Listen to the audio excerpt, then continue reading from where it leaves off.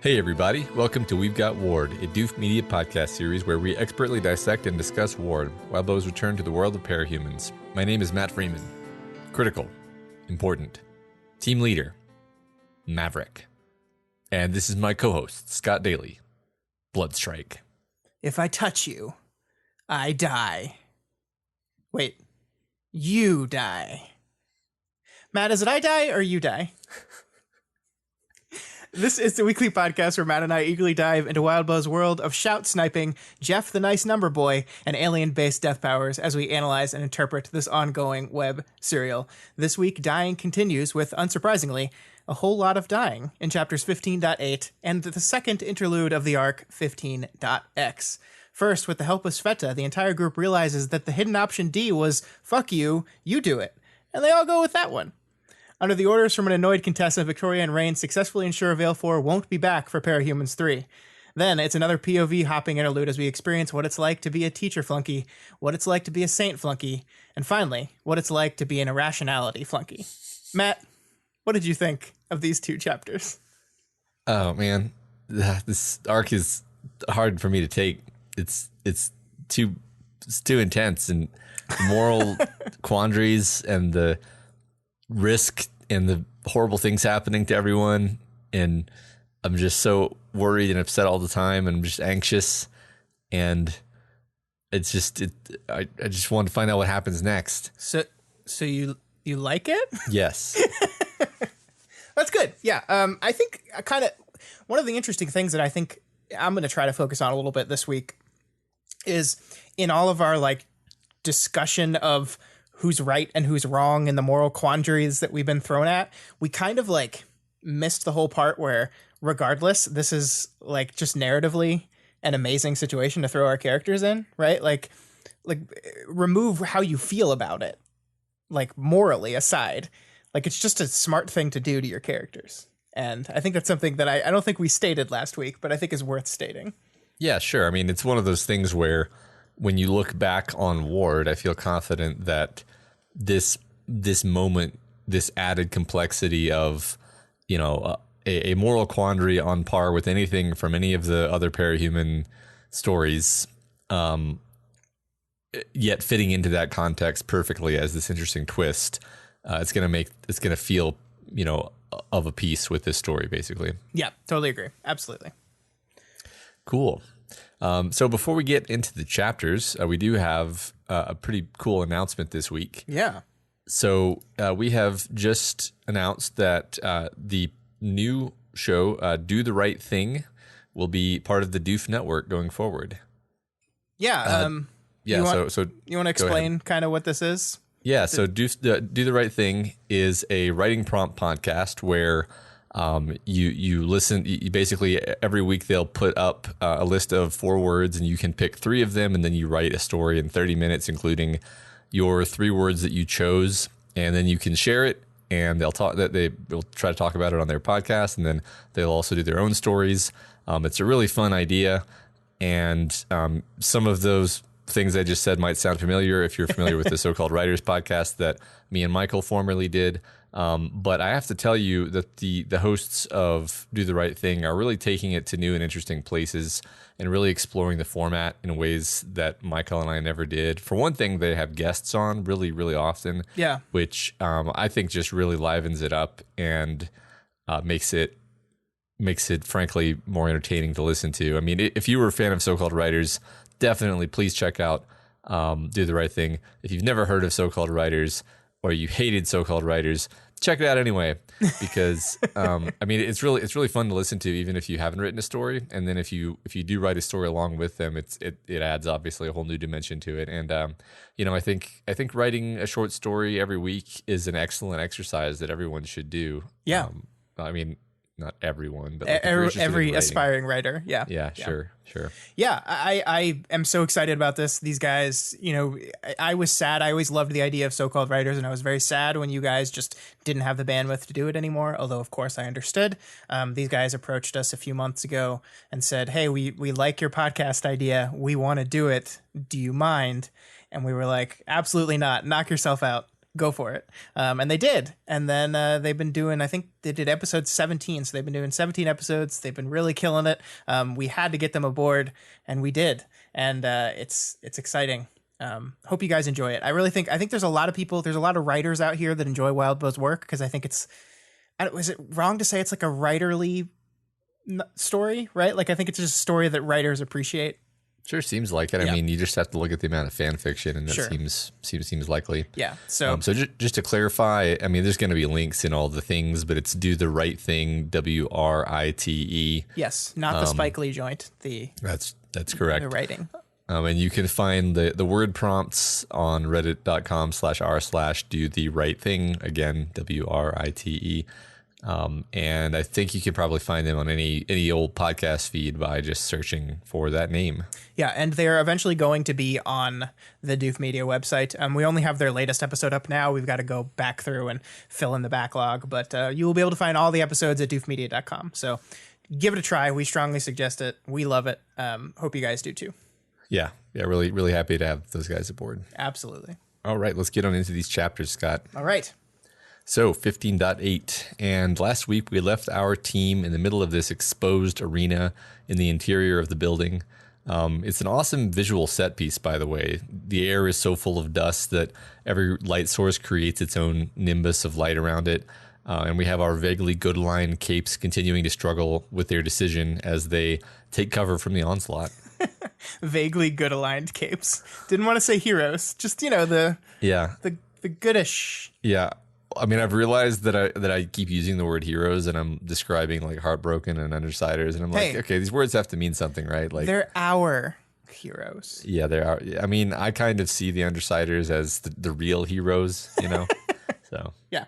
No, I love your description of that. I love the word nimbus. I don't think that's a word that the text itself uses, but I think that's really fitting. This kind of this glow, and it helps really that all the lighting in here is emergency lighting, so it's all red tinted. So it's this kind of ominous, like, red glow amongst the dust.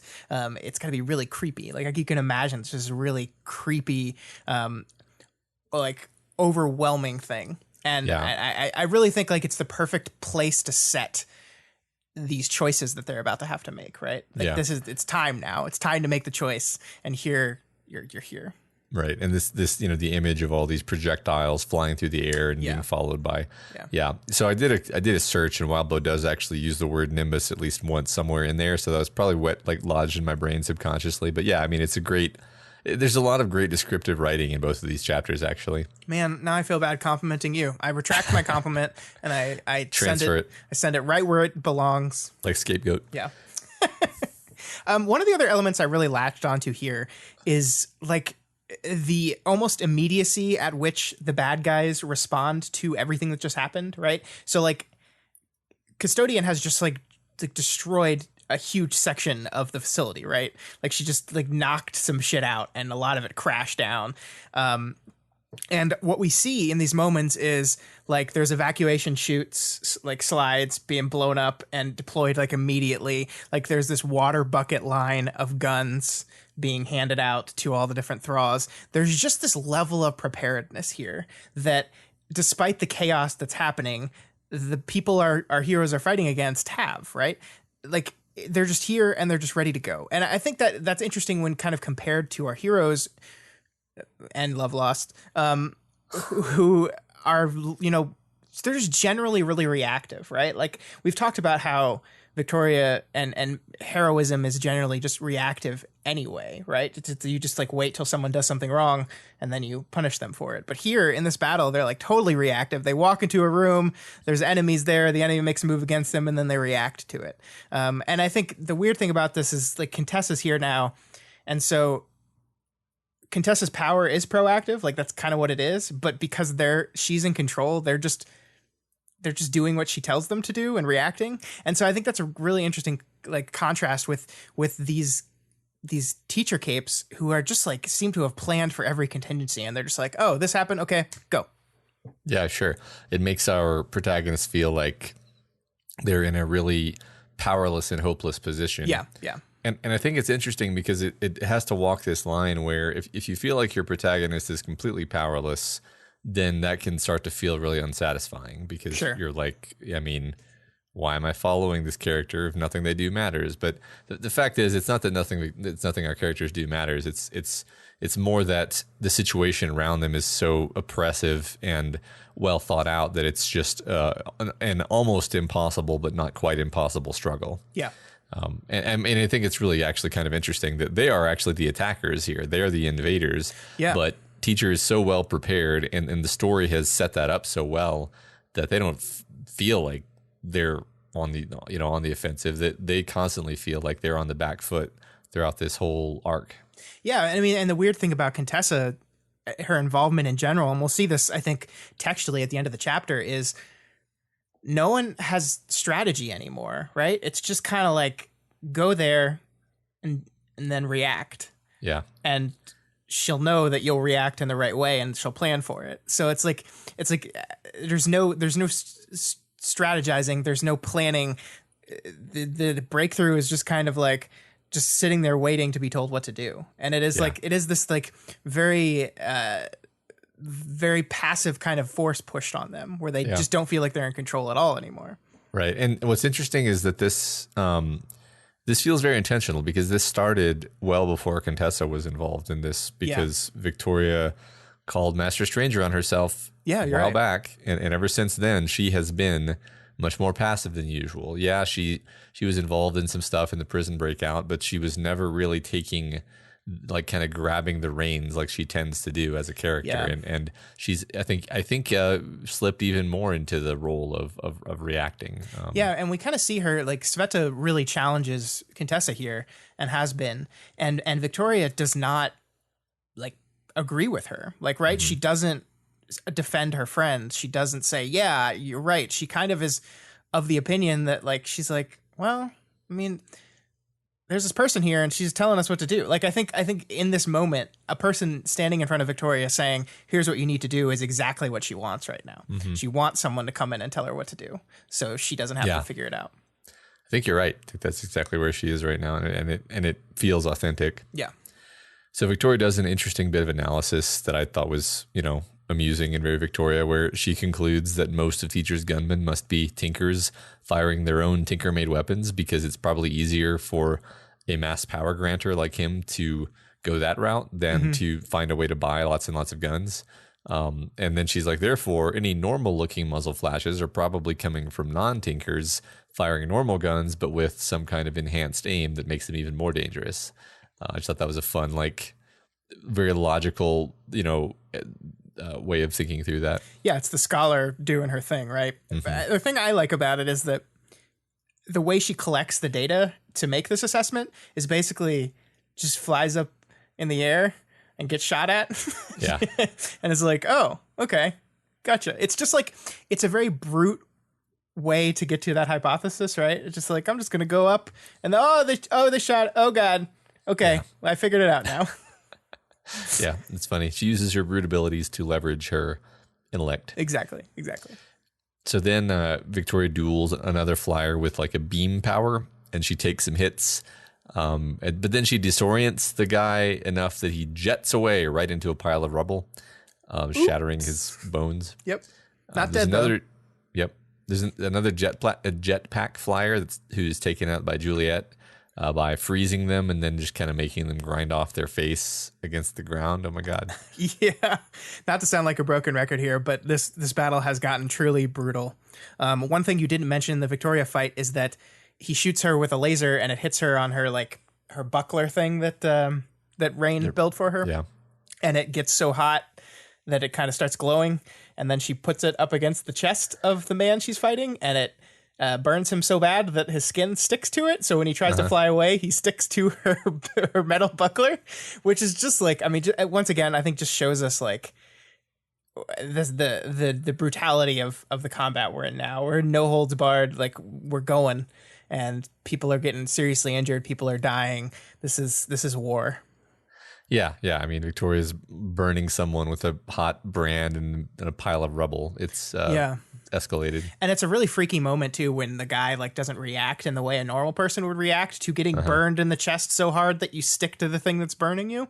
He's just kind of like, oh, that's inconvenient. Yeah, yeah. This is a problem. Yeah, it just goes to show that we're still fighting a very eclectic mix of people at different levels of brainwashing. That's true. Yeah.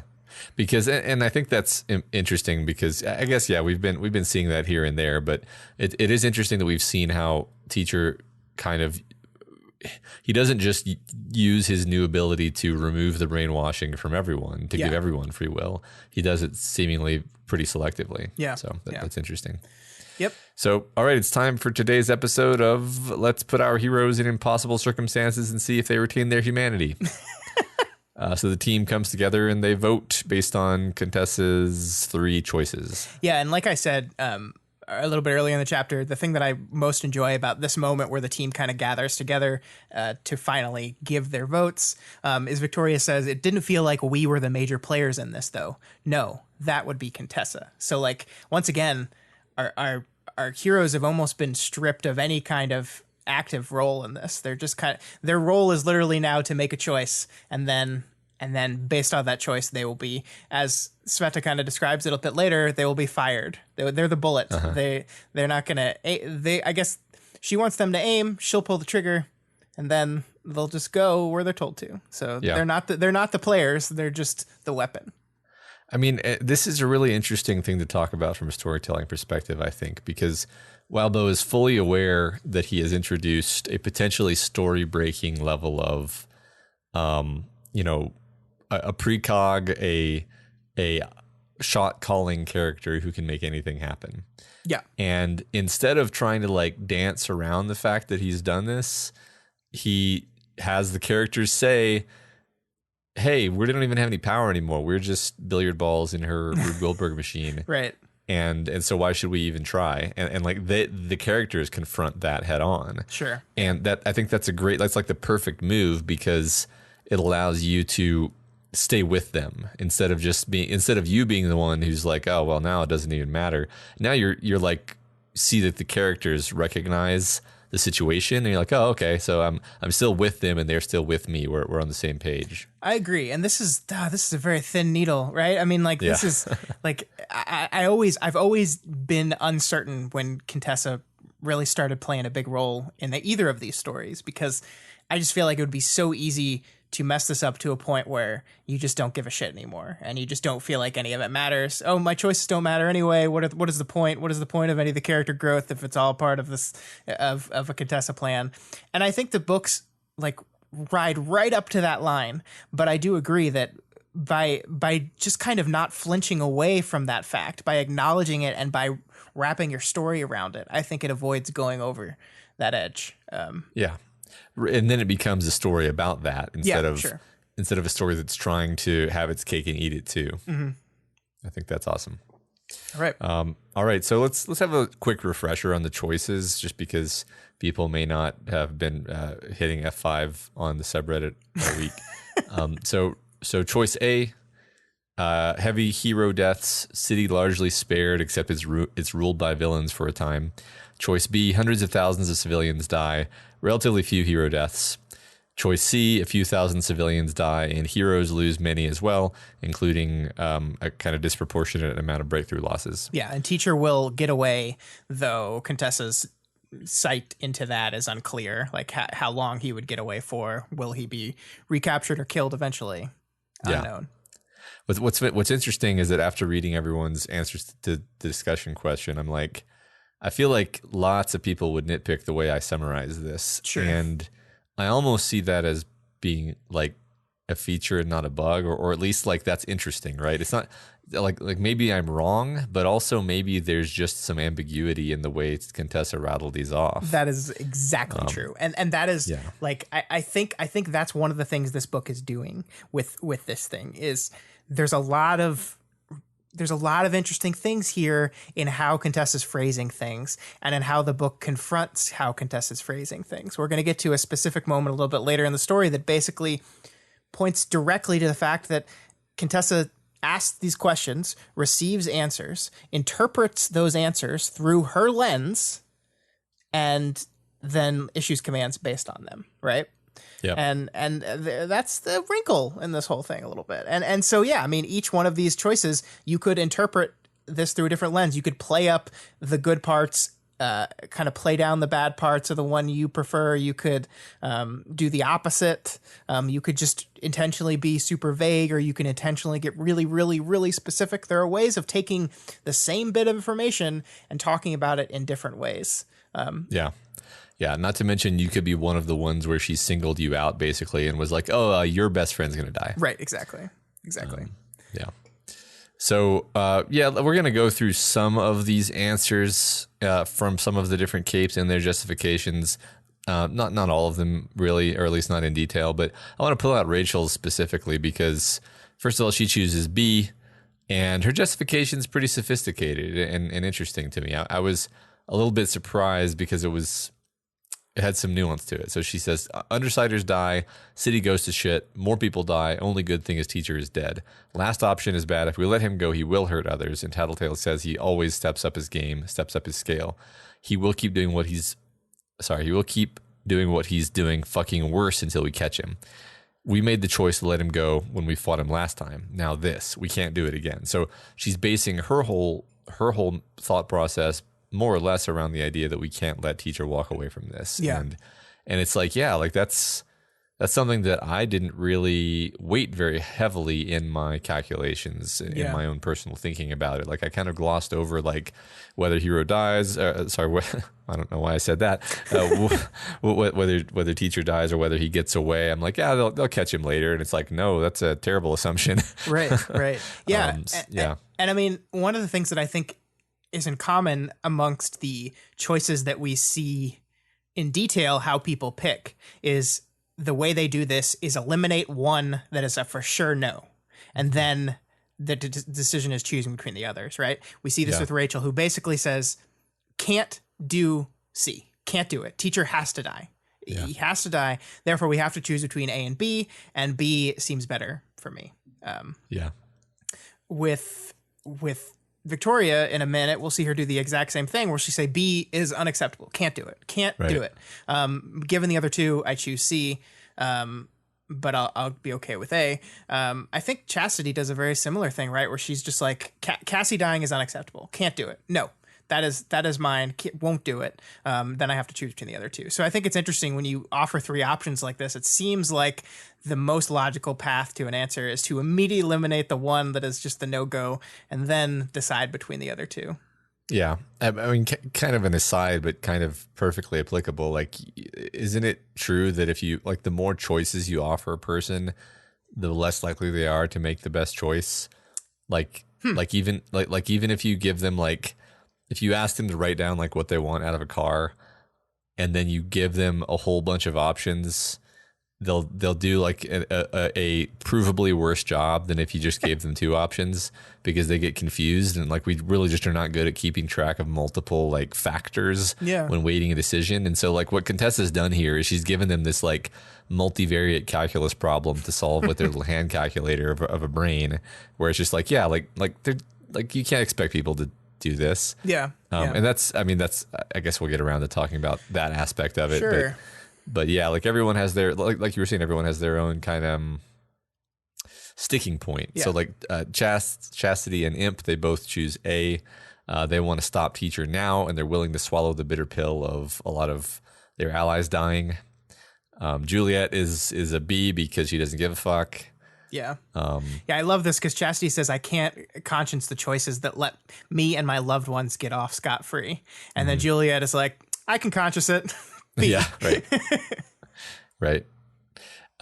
So it turns out Kinsey saw them communicating the choices and then figured out what was going on. So the chicken tenders and Tattletale also have their votes. Yeah, the old assume anything that any members of Breakthrough sees at any point ever will also be seen by Kenzie routine. It's great. It's funny because this made me realize, like, we talked about these cool eye tech things that Kenzie gave to everyone on Breakthrough, and we were like, oh my god, they have like a heads up display constantly and a map they can pull up at any time. This is badass. This is awesome. It also makes it so Kenzie can spy on you all the time, anytime, forever, whenever she wants to, and like. You have one monitor up right now, Matt, on your computer. You have one monitor. I guarantee Kenzie has a monitor per member of Breakthrough, or a projection. She's got a screen up with each member of Breakthrough, and she's like, has them all up at the same time, and she's looking at all of them constantly. Yep. Cool. Yep. And she's going to see every terrible thing that's going to happen to them from this point on. Yep. And has seen everything that's happened to them up till now, like Ashley getting her ribcage shaved. Yep. So Sveta at this point in the conversation jumps in and points out they don't actually have to make a decision, and that all that's going to happen is that making a decision will just ruin everyone's lives because they've been put in this position. And then she calls Contessa a coward, and then Juliet calls Sveta a coward. Okay, so let's spend some time on this, Matt. This is pretty important, and just a lot of the fan community discussion was over Sveta's choice here this past week. A lot of people got super mad at Sveta, and I get it. But regardless of whether Sveta is acting appropriately here, I think she's totally right that this choice will destroy them, and not just destroy them individually. I think absolutely some of them will take this choice no matter what, and it will destroy them individually. But it will destroy them as a team. Like, are you telling me that, like, let's say the team votes, B wins, and Chastity is just going to go, oh, okay, well, I guess everyone just democratically decided that my best friend is dying now. Okay, I'll just be fine with that. Nothing. This is cool. I'm cool. Like, there's a little bit later where Byron says that he or Tristan, based on logic, would probably be the ones that are either taken out for a long amount of time or taken out permanently because they don't know what happens to K70s when one of them dies, right? So he makes the logical leap that says, it probably means us. And he's like, I won't hold it against any of you if you vote for that option.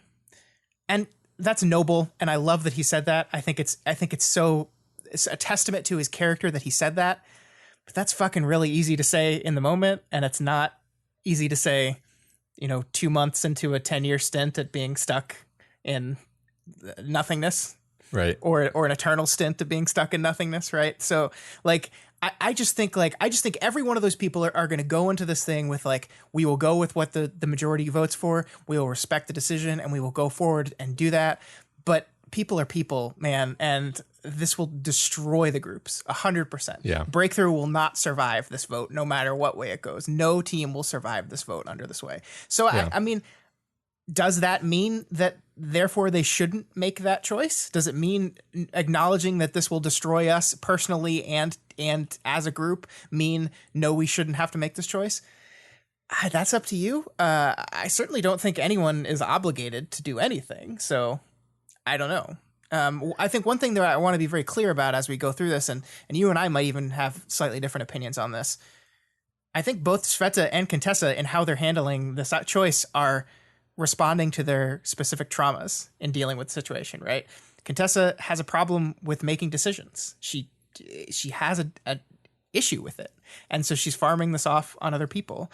Sveta, for so long we've talked about Sveta as this person who her main source of trauma was this fact that she didn't have a body. And she's got a body now, but that's not it, right? That's the effect. It's the cause of that. It's this kind of logical reasoning, this kind of moral calculus that Contessa and Cauldron did to create her is the source of her trauma, and she's having it thrown back in her face again. So I mean, I find it very hard to fault a person who's just like, no, fuck you, no. Yeah. I also agree that Sveta has a point here, honestly, because it's if you step back from the whole thing and you just say, why is a pseudo-democratic vote the better way to solve this problem? Mm-hmm. Like, does that actually make any sense at all? Like, Contessa just doesn't want to have to make a call that has negative consequences, basically. Like, this is my interpretation. Obviously, we could be told later Contessa actually has something else going on or some reason why she wants to do it this way. But like, fundamentally, they told her what they want. And I'm kind of borrowing it from what people in the thread were saying in answer to the discussion question. But they told her what they want, or what they need, quote unquote need.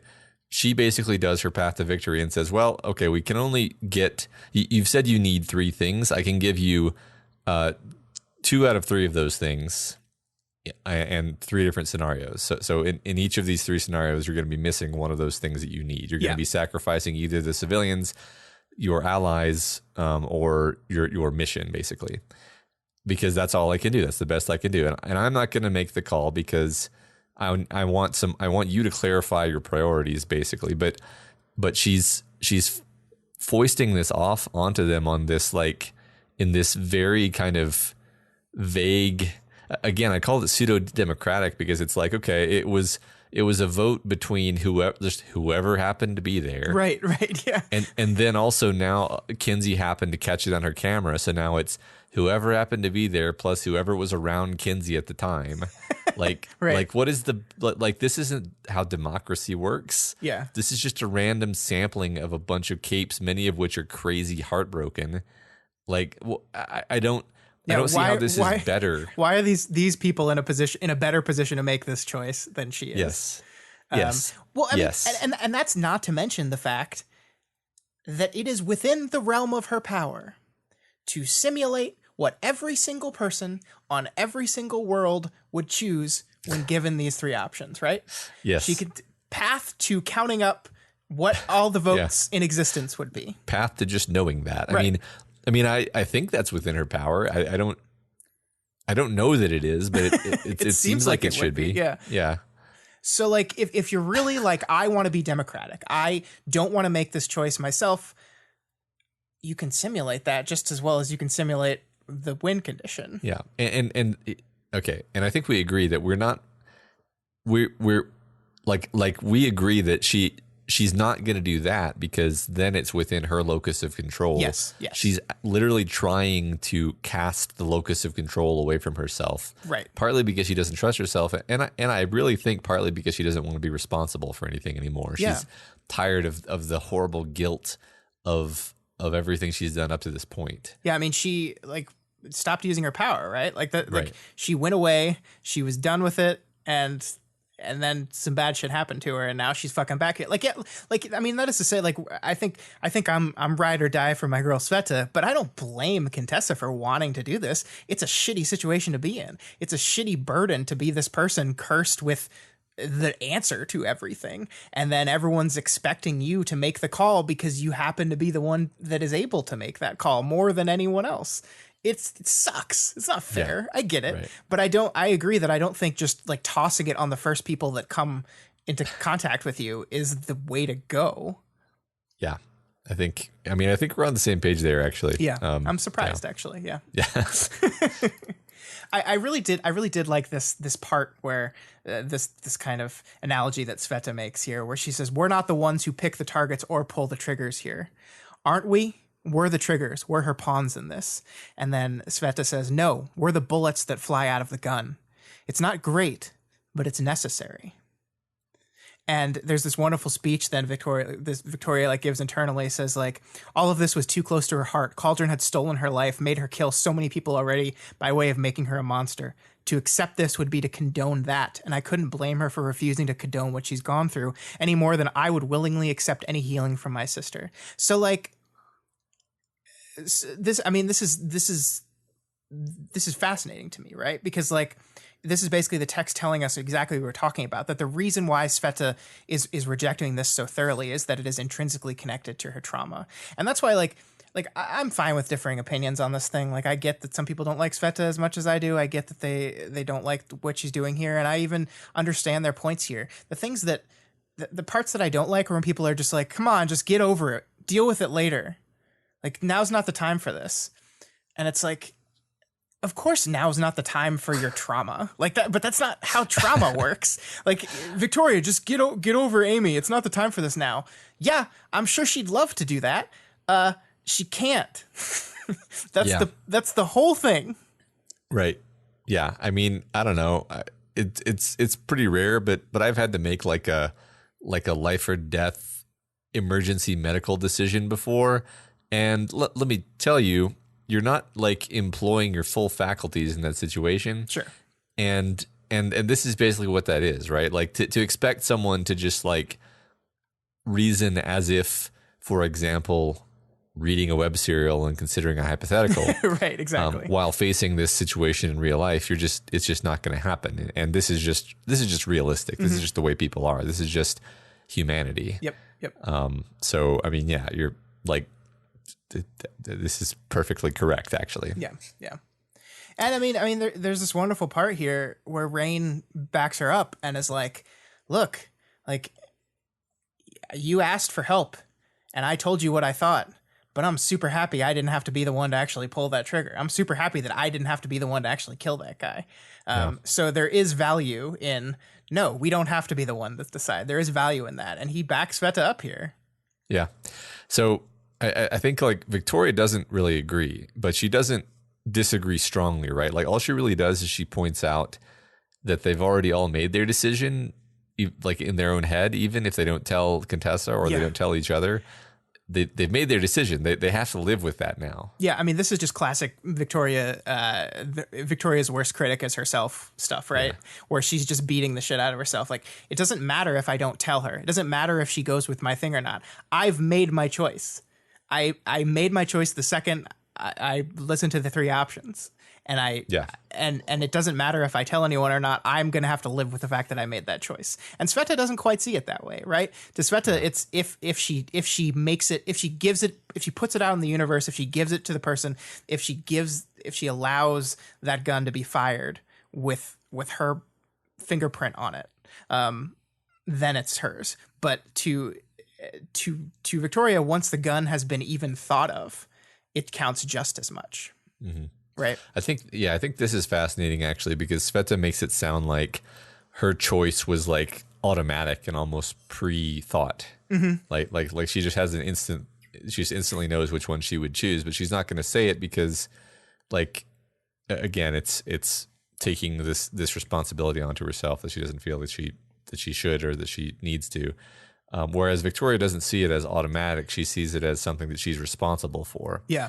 So it's again, I think we're having this interesting. We're playing around with this idea of where is the locus of control, and can you meaningfully pass it back and forth, or refuse to give yours, or how does all of this work exactly? Yeah. And different people have different concepts about how it works, and that leads to them having different rationale. Yeah. And I think the really important thing to note here is it's not like Sveta is saying, no, we're not participating in this, right? She's just saying, I don't think we should be the ones that have to make that choice. I reject the idea that we have to make that choice. She says, we'll be the bullets. It's not great, but I understand the necessity of it. I understand the necessity of listening to Contessa and following her orders. And she does. She listens to everything Contessa tells her to do. She gets in the box, even though she's pissed off about it. She goes to the places Contessa tells her to later in these chapters. She is not standing in the way of any of that. It is the idea, as Victoria says, to condone this kind of moral thought processing that she refuses to do. And I think that's an important distinction, right? Because I don't think she's I don't think she's stopping the whole situation. She's just wanting to remove her part in it. Yeah, right. I mean, she just wants Contessa to make the choice, and take responsibility. Yeah. So so she gives her speech. She gets a little bit of pushback, but setting aside whether she's right or wrong or whatever, I think it's extremely noteworthy that Sveta just kind of takes control of the conversation, more or less. Like, Juliet is the only person who really gainsays her, and they get shut down by other people. Yeah, Chastity just kind of lowers her hand for her, right? Yeah. They're all really quite eager for this to not be their problem. Yeah, I know. I mean, that's the funny part, is that everyone is like, oh, we can do that? We can do the just say no answer? Okay.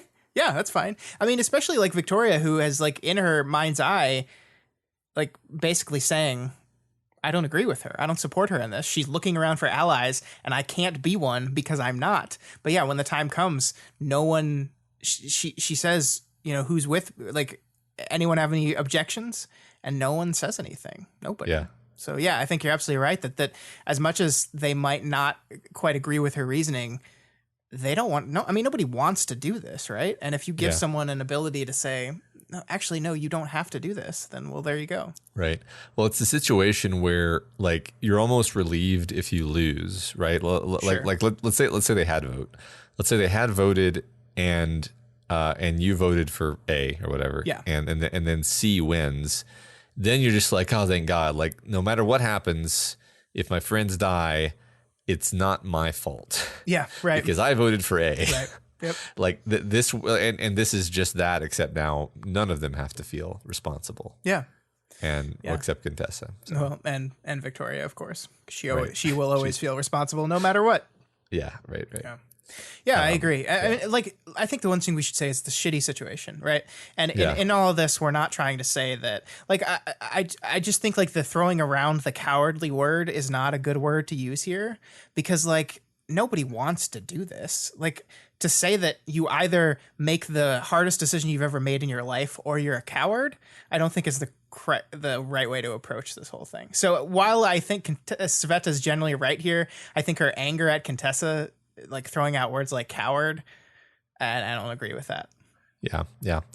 Right. And I mean, I think that if anyone were really clear that one of these options was just like vastly better than the others, then they would be like passionately arguing for that, right? Sure, they would be like, no, all right, shut up for a second. I'm going to try to convince you all that option B is the best one. I'm going to try to persuade you. Nobody really does that because nobody really, like, they all suck, and they all know, like even the one you have picked sucks. Sure. So you're not going to argue for it. So yeah. Anyway. So let's go through some more of the choices. We learned that Ashley, Rain, and Byron have all chosen C. Mm-hmm. We learned that Lookout has actually chosen A, which is the mass hero death one, which surprised me. A lot actually. Yeah.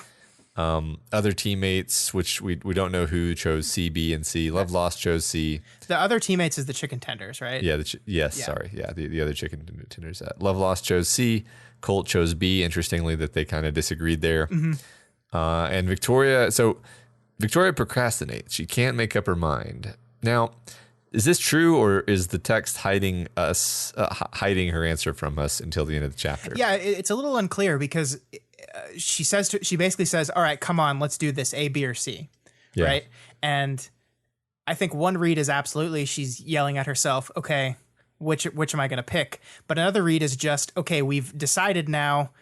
We've told Contessa she's going to make up the decision. Yeah. And her saying, okay, let's do this, A, B, or C, is saying, okay, Contessa, which one are you going to go with? Right. Yeah. So yeah, I don't know. It could literally just be that she has decided and she doesn't want to reveal it until the very end, until maybe it's like the confidence of realizing that this is the path that they're going with. The one that she would have voted for is the one that Contessa has chosen, is what makes her finally able to deal internally with the idea that she did make a choice. Right. Yeah.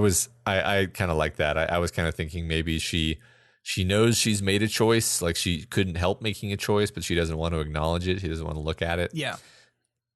Yeah. I think there's, I think there's something to that. So yeah, let's just play our fun game and follow up and see what we got right and wrong from our guesses last week. So we got Rain wrong. Well, I did. I don't remember where we disagreed, to be honest with you. I'm pretty sure that I said everyone will choose A except Ashley and Kenzie, who I don't remember what I said they would do. Okay.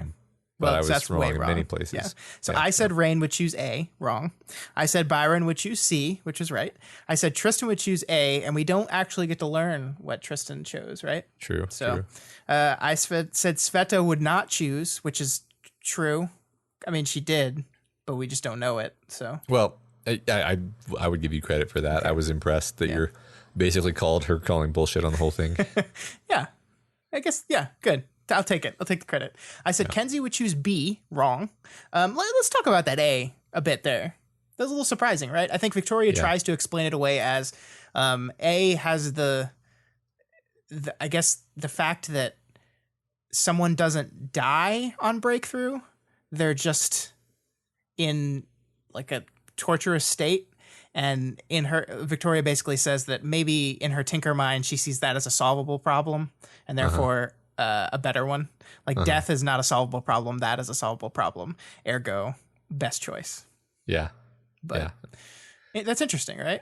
Not what I would have expected. I mean, you could also say maybe Kenzie has less experience with like the fates worse than death that have befallen most of the other members of the team at various times. Yeah. Sure. So, and then I said Ashley would choose C, which was right. So there we go. Got about half. Yeah. I don't even know what my score would be. Pretty bad. But I didn't really think through like each individual character's intricate nuances. I was just kind of like, well, these ones. No. I know what my problem was. My problem was that A just seemed like an obvious superior choice. And that was like before I'd really like dug into the discussion on the subreddit where it was like, oh no, like different, like people are focusing on different parts of this that I just wasn't really considering to be that meaningful. And now that I've thought about it more, I'm like, yeah, no, A is not an obviously superior choice. There is no obviously superior choice. And so, but I think that's the kind of thing that you would do in this situation. You would like latch on to one. And then once you latch onto it, you start thinking of reasons why that was the right choice. Yeah, I think you're right. And the other ones are bad. I think you're right. Yeah. It's like picking a house, right? It's exactly like picking a house. Choosing who lives or die, exactly like picking a house. You have Yes, exactly. You have your can't live withouts, and you have your wants, and you just decide between your wants. Yep. And then you spend a while convincing, if there's other parties involved, convincing yourself and them that you made the right choice and that you're all on the same page. Yep, exactly. Perfect. Yep. So after they tell Contessa, no, they're not going to make a choice, she promptly negates her own power with one of these Sheen injections. Oh, hooray! Yeah, yay! Which preempts teacher from doing it to her. That's her justification. Yeah. So she's no longer flying by wire, but in a sense, Contessa is now just another bullet fired by her power, along with all the others. Yeah. So like, yeah, it's not great, but now she knows what it feels like. Yeah, and this is when my brain starts hurting, right? Because my first reaction to this was like panic. Because she's just going to forget all the shit she has to do or not remember it perfectly. But then like her power probably like compensated for the fact that she'd be running without her power, so that it planned for steps knowing that she would be less precise without her power. But what if she forgets the step that was supposed to help with the planning? But no, the power would know that she'd forget that step, and that what? And then my brain breaks. Yeah, I mean, I think this is one of the reasons why why she couldn't have a better plan, right? Like no matter what was going to happen, she was going to have to turn her power off, and that just means she can't really have one of those razor sharp Contessa plans where everything is just completely nailed down and just it's a flawless victory. Yeah. So like, I think she is not. She can't be a perfect vessel for her power, but her power is going to get the outcome that it said it would, right? Right. Like assuming that she just chose C. C's going to happen now, right? And like unless blind spot happens, right? Unless there's a big blind spot. Yeah. And then I guess if she had still had her power, then she could have avoided the blind spot, maybe, but not necessarily. I'm kind of going down a little cul-de-sac here. Yeah, I mean that's the problem with this is that it's just like you can get mired in it for sure. Yeah. But I mean, this is such a fun storytelling conceit though, because as she's telling everyone these really detailed plans, and we're gonna see some of this stuff that she's describing executed in this chapter and in the next one as well. And everything goes exactly as she says it will. Yeah. But that doesn't make it a single fraction of a percent less tense and exciting and harrowing. I completely agree. Like the way Wildbow navigates this is so great because like Contessa is denying any requests to know what's going on, right? That she like Victoria asks her multiple times, "Hey, which did you choose? Did you actually make a choice? Like what is going on here?" And she's just like ignoring her. So we don't know which is happening yet. And she's pumping out all these orders and they're all vague in really fascinating ways. So like you got things like, make sure you know how the range of your voice. And you're just like, what? Yeah. And then it's like, Ashley, bring those vials to one of Valkyrie's flock, but don't wake her up. Whatever you do, don't wake her up. And then you have Chastity told to just like slap the shit out of Miss Militia. And you're just like, it's all this vague stuff that you don't see the other end of. So even though as a reader, you have pretty good confidence that everything she's telling them to do will happen exactly the way it's supposed to and work exactly the way she needs it to, there is still tension there because you're just not told all of it. And you just have to, you're just told confusing, weird shit. And you're like, wait, what? Why? Yeah. Who? Right. And I mean, it's fun because it's not really like the heist trope where the heist is explained, but then things go wrong. Nothing really goes wrong. It's just like you said, the information we're given is just like hints where they only really make sense in retrospect in some cases. And that's what makes it fun. So, Yeah. So there's this part I wanted to talk about okay. that I think is actually really important to this whole thing though.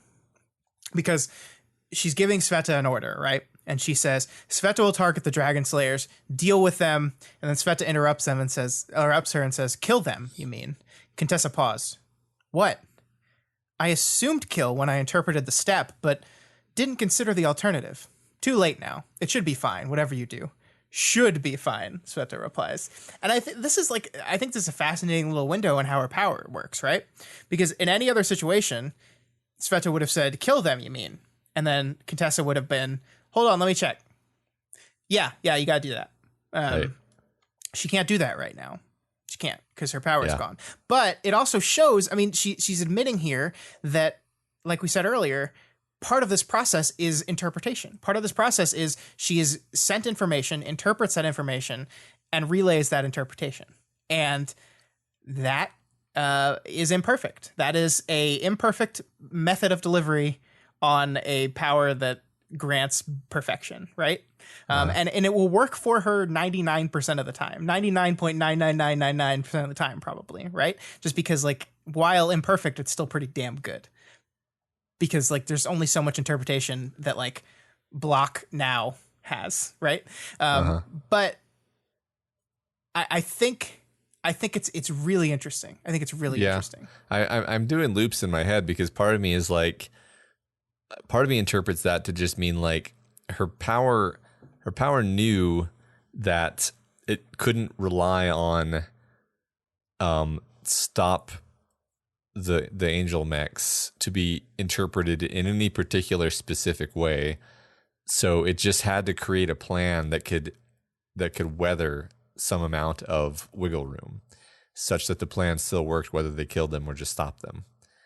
And thus we're still completely on track with the plan. I suppose. I just don't. I don't. I don't know. I just like the word interpreted here. I think is such a loaded word. Yeah, it's interesting. I don't know. I definitely lean toward if you screen off the influence of blind spots, which, as far as I'm concerned, completely fuck everything up. Then it should be the case that having chosen option C is like destined to happen. Mm-hmm. And yeah, okay. It's fun to talk about, but it's easy to get caught in loops. Yeah, I mean we got so much more to do for sure. Yeah. So Victoria heads to support Rain, who is with Love Lost and Colt going up against the Matherizes and their compelled minions. A fight involving either of these two is always harrowing, and fighting both doesn't disappoint as they coordinate and Vicky gets a mild dose of Mather's eye. She fights a black sand controller puppet of Valefor's, and Love Lost jumps the gun, losing the voice sniper standoff with Valefor. There ensues an awesomely complicated mess of interacting powers. Valefor ends up slashed by Love Lost, and then he tells Colt to die. This time, it's Rain who asks Victoria for the go-ahead to kill, and he cuts the demon in half. This is such a great fight scene. Like, I mean, just like conceptual idea up. It is fun. The whole sniper standoff with the voices thing is such a fun idea. And of course, Love Lost being the one to break first just makes so much sense. Yeah. And then just like the him screaming die, there's such a guttural reaction to that, right? Like Colt just immediately throws herself on a sharp object. And it's like, and then of course the moment it ends, I think is just wonderful here. Like this simple do I, my turn to answer. Aware of Colt, I nodded. And so he does it. Right. I mean, I like the succinctness of the writing there. Aware of Colt. Like what that's saying is because this person is probably going to keep trying to kill themselves if we don't kill this guy. But like even now she hesitates, right? Yeah. Even now she hesitates from saying, go ahead and kill Valefor, worst guy ever, actively trying to kill us. Super big danger. Yeah. And I mean, we've been waiting for this guy to die forever. For so long. Yeah, I mean, I think it's important, and I think it's important to Victoria, and I like that it's important to Victoria, that even when it comes time to take a life, it's a difficult decision that she needs to reach out with someone, and B, it should have weight to it. It should require a beat to think about for a moment, right? Like it should, like in Victoria's mind, this should never be an easy yes. There should never be do I yes in the same sentence. There should be page breaks. There should be breaks in the writing here for time. And it's I love it. I think it's so powerful. It's like and it's perfect like return to favor moment, right? Because Rain did this for her. She needed help. She needed someone to reach out to, and Rain was there to tell her it's okay. And she does the same. She returns that favor to him. And of course, Rain, taking the life of one of the main people of the cult that destroyed him is rather poetic. Yeah, right. And it's a big deal for him. And and it's something that he may really want to do, right? In fact, that may be why he's asking for a bit of a touchstone there. Exactly. Yeah. And it definitely says something that we've talked a lot about how these characters are really ground down by the events in this arc, but both of them are both still able to step back, touch base with each other, make the right call, not like you said, not just say, of course, kill him.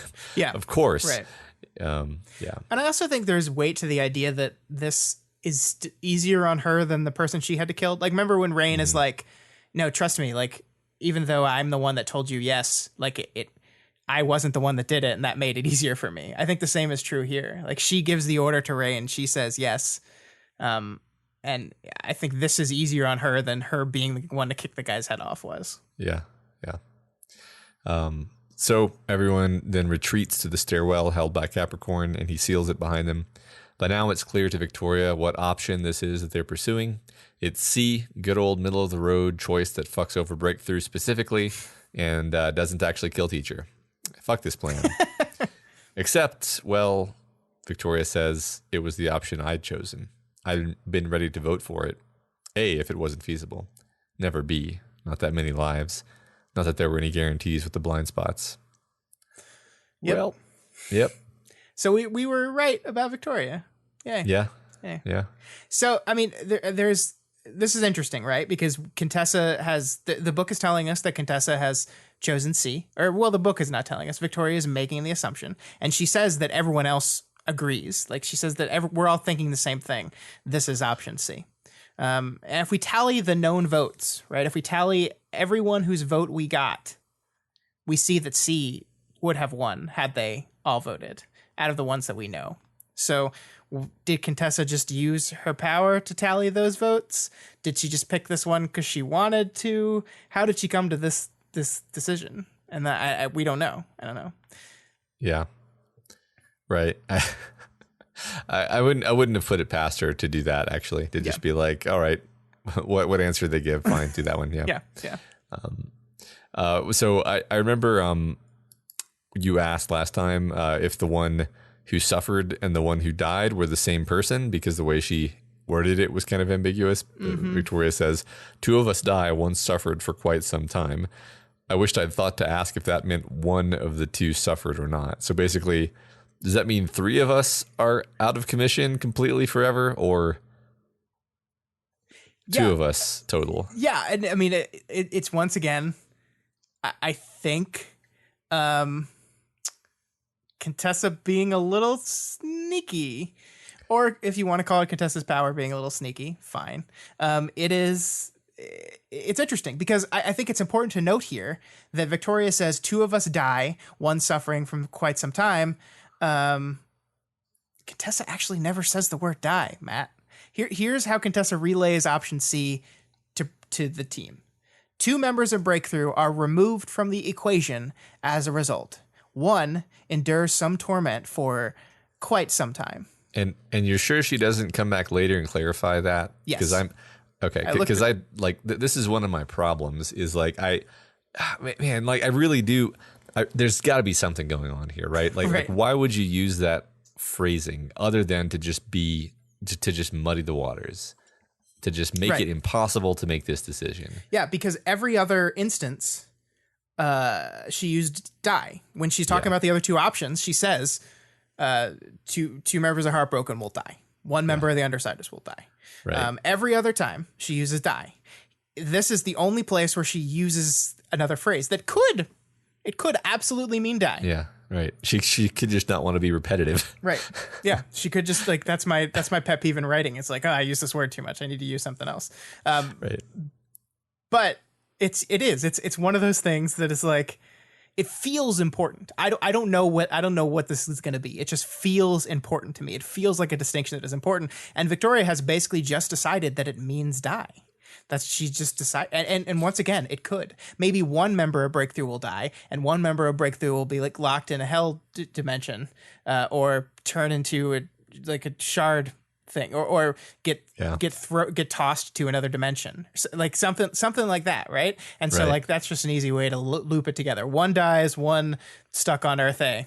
They're both removed from the equation. Boom. Yeah. I don't know. Yeah, right. Yeah. A way of covering bases without going into too much detail. Yeah.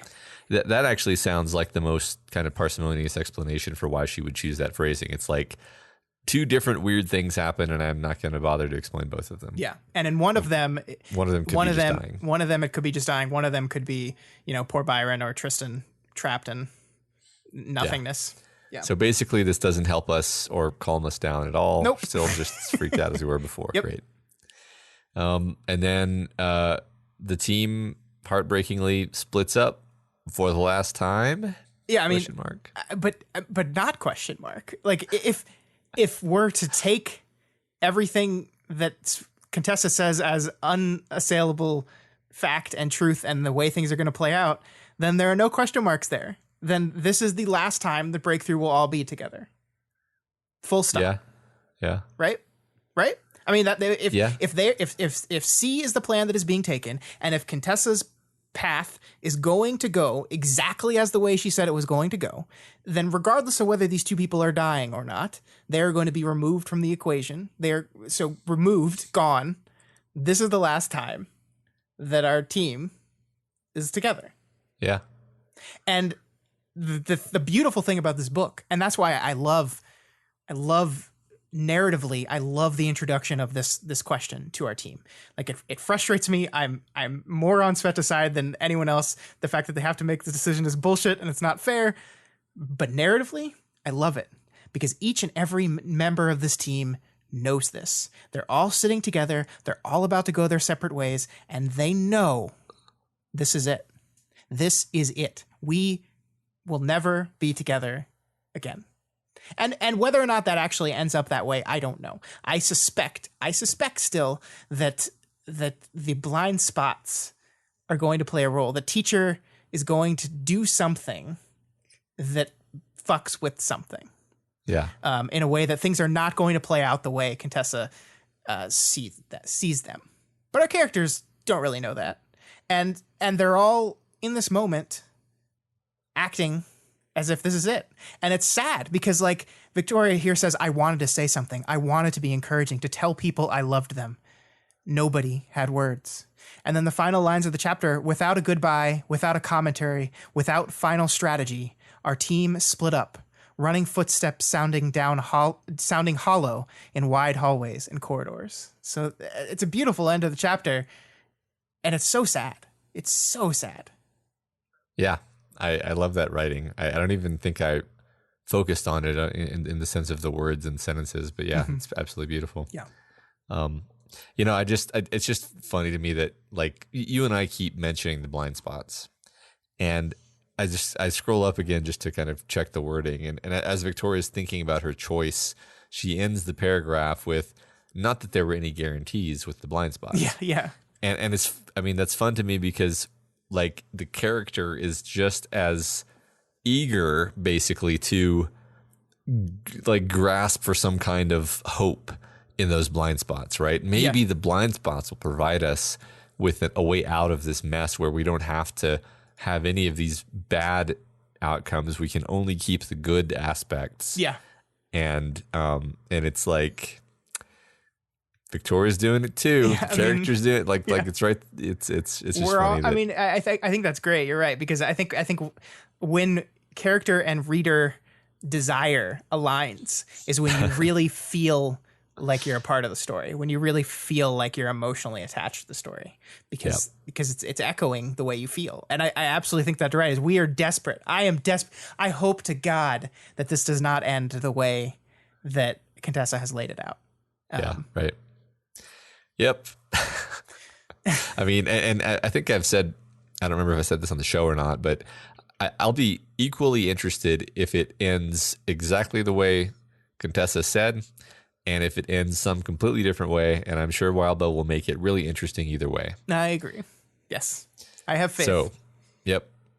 So on into 15.x. So we can't skip over the structural elements of this chapter and how it connects to the arc. So 15.a was this multi-POV chapter from a bunch of minor and unusual good aligned POVs, basically. 15.x is this multi-POV chapter from a bunch of minor and unusual teacher aligned POVs.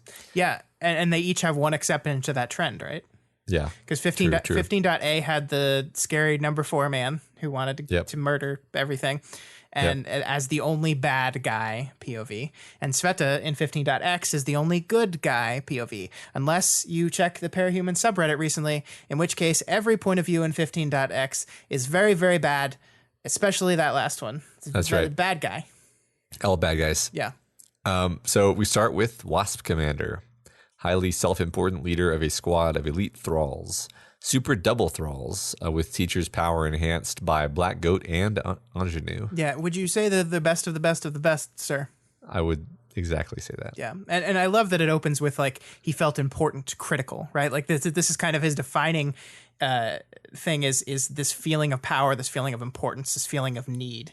I am needed. I am important. I am critical. And this is a really interesting character. I really like this guy. I really am fascinated to talk about him and how we're gonna like draw some lines between him and some other characters we know. Yeah. I can't wait to get to that point. Yeah, and one of the things that I think this chapter does, and especially this section, and I think a little bit of the Misha section as well. This point where he says, for many of the people in teacher's employ, all of this was temporary. But for the Wasp Commander and his squad, they liked working together like this. They intended to do it for as long as they were able. And there's part of me that sees this squad of guys and girls, that are working together, and they like working together, and they're good at it, and they're a good team, and sees another story in which this group could be the protagonists of that story, right? And imagine you read this book and you jump into you've been reading this book about Wasp Commander and his squad, and you get into this chapter and you're rooting for him as he's defending the fortress from the evil invaders, and then they all die.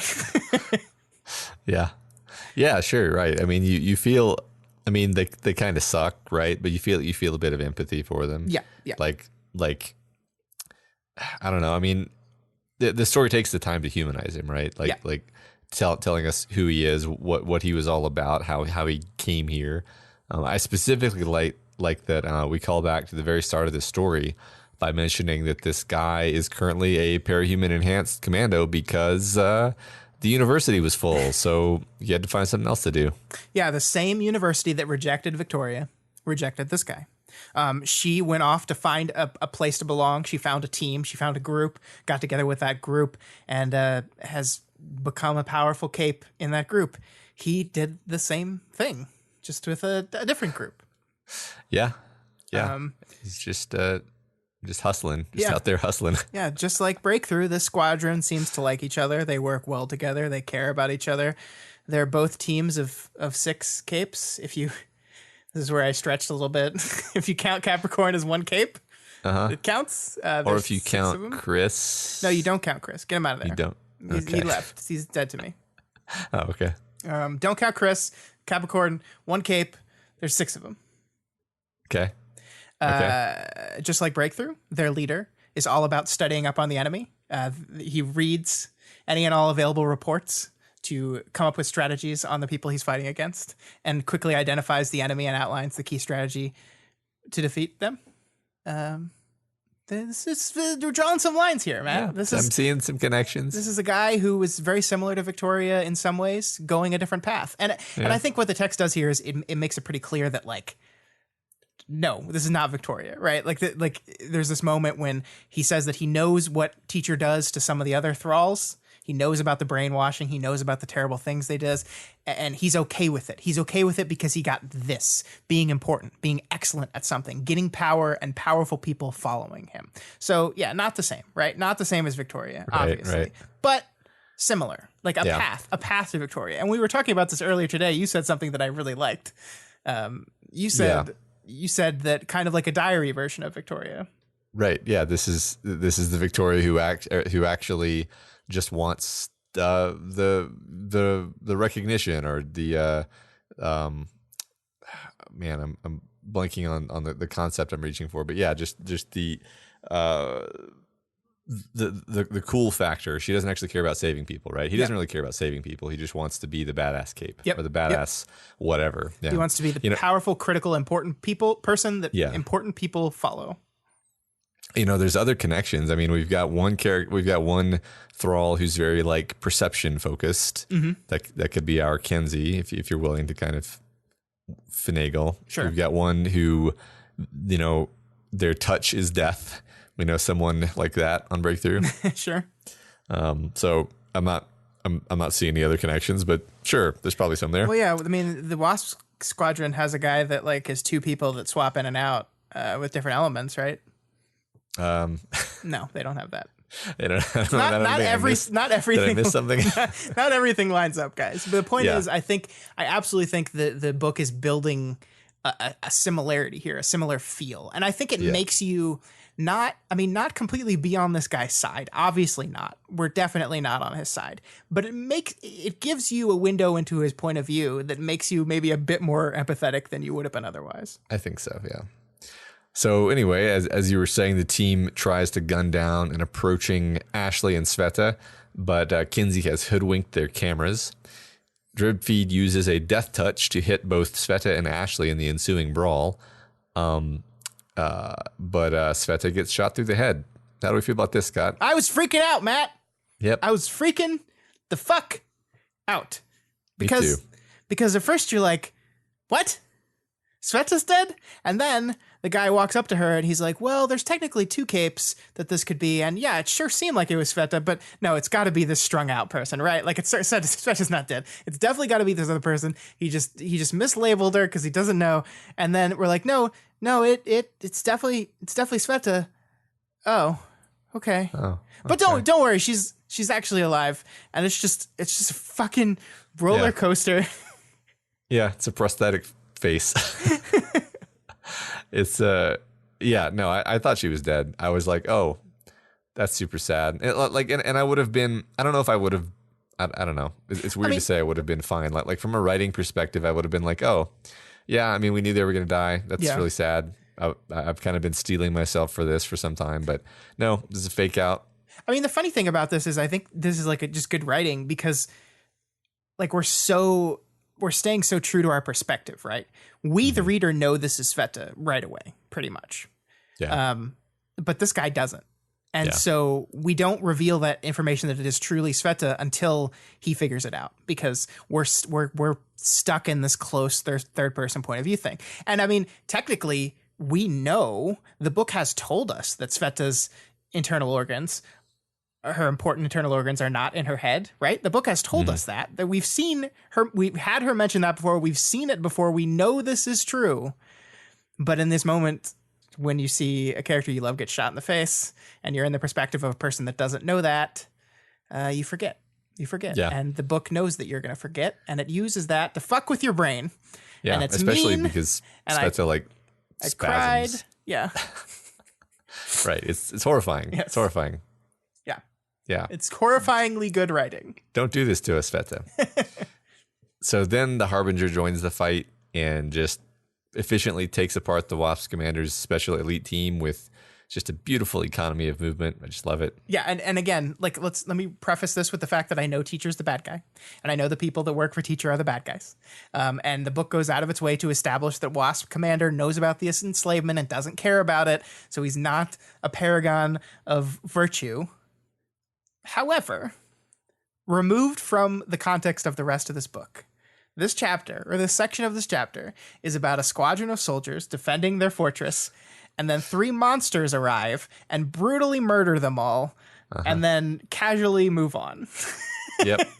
And kind of wisecracking. Right. And like, again, it's the power of Wildbow writing from the perspective of this guy, right? We're in his head. We kind of see the way he thinks. We see his point of view, and we see things from that perspective. And it's not true. Obviously, it's not true. We love these characters. Teacher is the bad guy, but damn if it's not effective. Yeah, no, it's a really interesting way of doing that. Yeah. So just to briefly mention, like the fact that Harbinger is here, this is just another fun element we've thrown in, that we know this is either, I mean, like narratively speaking, we know this is either number 4 who wants to kill her, or this is Jeff. Yes, we have to. I don't think we've formally said the name of the good number boy, thanks to our friend and patron Sarah, is Jeff, the nice number boy. That is his formal title. Let it be known, Jeff, the nice number boy, now and forever. So we know it's one of those two, but we don't know which one, and that makes this so much more fun, right? Yeah. We don't know, is he following Sveta because he wants to kill her or because he wants to protect her? Yeah. And it's awesome. Yeah, I mean, and the book is absolutely playing off that tension. Every time a number man interacts with Sveta, goes like when we see he went off, and we're like, oh God, what are you doing? Yeah. And this carries through the very end of this chapter in really delightful ways. Yep. So as they recoup from the battle, Swansong asks Tress if she has any water, and Tress, for her part, is having to strangle her own organs to avoid letting the internal damage progress. I forgot. I guess that's a thing you could do. You just wrap your tendrils around the organs, I guess? I don't actually remember if this is set up, but sure, yeah. I mean, it didn't, it sounded fine to me. I mean, that feels like it would hurt a whole lot. Yeah, I think she's probably pretty uncomfortable right now. I mean, she's all slashed up. All of her tendrils aren't really coming together right. Yep. But, Matt, I want to talk about Ashley. Let's talk about Ashley. Okay, if we have to. I mean, she's doing great, right? Yeah, she's doing fine. I just want to talk about how good she's doing, because I think actually subtextually what the book is telling us right now is that Ashley is doing awesome. So yeah, I mean, there's a whole bunch of stuff going on here, right? Like we see this moment where she gets this good kick from drip feed right in her ribs, right in the area that she was already hurt. And drip feed, let's remember what his power can do per our buddy Wasp Commander. 1 hit could be enough without medical care to reverse its effects. Heart arrhythmia that cascaded into heart failure. Carbon dioxide bubbles manifesting in the bloodstream as a result of very specific wavelengths. Clots were forced to form by impacting sites of damage that would immediately float free and lead to a stroke. 1 hit is enough to do all these things. And she definitely took a hit. and she was already hurt. And we get this little bit about how thirsty she is. And Sveta's like, didn't you just drink 5 minutes ago? Why are you thirsty? And we know that excessive thirst can sometimes be a symptom of some internal injuries, some internal bleeding. You get really thirsty when you're bleeding internally. And it's like when you go back and read it, like the funny thing is I came to the conclusion that Ashley is dying, and Ashley knows that Ashley is dying. And then when I went back and read it under that idea, everything kind of slots into place, right? Because like we're watching this guy watch her, because she's the only one facing this dying Wasp commander. And she gets this look of concern on her face and then asks for the water. Then after she's told she doesn't have any, she says it's not important, and then gets this wistful look on her face, this wistful look. And let's remember, she just killed someone again, right? Like, it wasn't her fault. Again, it was an accident. She was blowing up the floor as a way to screw with them. And Jeff, the nice number boy, arranged for a man to fall right in the path of one of her blasts and was totally destroyed. So she's killed someone else. Another accident. She also takes off someone's leg, right? She says he blows off someone's leg. So she's killed someone else once again. She's dying, and she gets this wistful look. And in this moment, this is an Ashley resigned to her fate, right? She says it doesn't matter, or it's not important to the water. It doesn't matter anymore. And that's a bummer. And when you read this next part with that in mind, I think it becomes even more clear, because Sveta's telling them that she's going to wrap her organs. And she says, I'll let people know so you don't choke your organs for too long. The Harbinger will do the same if I can't. Swansong said, still more concern in her eyes for Tress now. So if I can't, if I'm gone, if I'm dead. Yeah. I mean, we're definitely setting it up, but like, I mean, from a Doylist perspective, I feel like the way to do this scene, the way to do all these scenes, is to make all of the Breakthrough members look like they could be the ones who are going to die. Sure.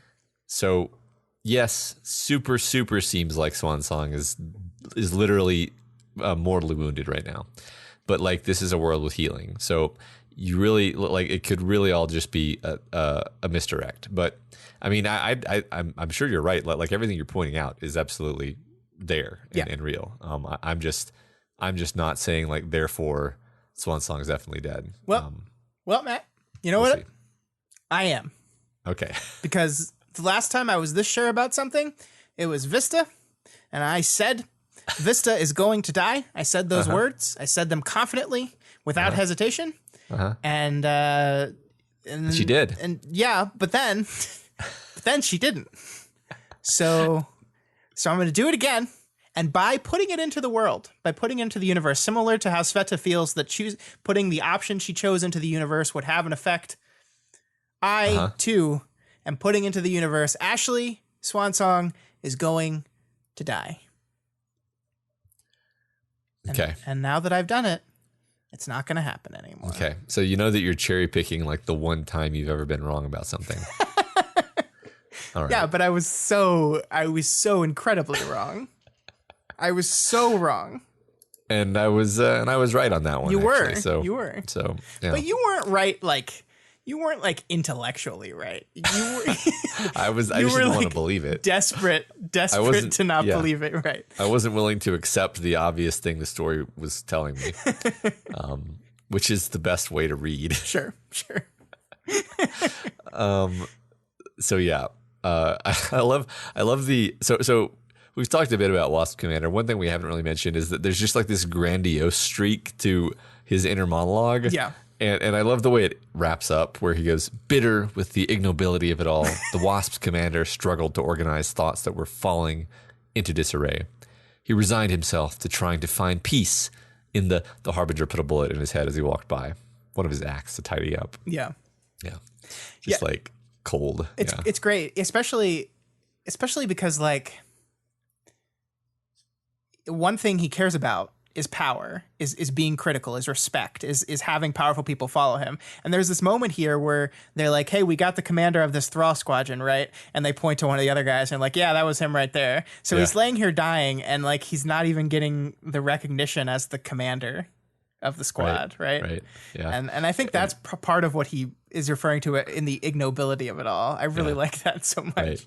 And the language, like you cinematically envision Harbinger like literally turns away and like casually lifts an arm and like doesn't even look and shoots him in the head as he's just inconsequential, right? Yep. Yeah. Poor guy. All right. So that was that guy. Switching over to Misha, one of Saint's lieutenants. And this is apparently Dobrynya of the Dragon Slayers, who we met back in Worm. Yeah, we're back to our favorite dragon slaying boys and dead girl. Yeah, we love these guys. Yeah, we love them so much. I mean, Misha is a likable person, actually. Oh, I love Misha. I can't wait to talk about him.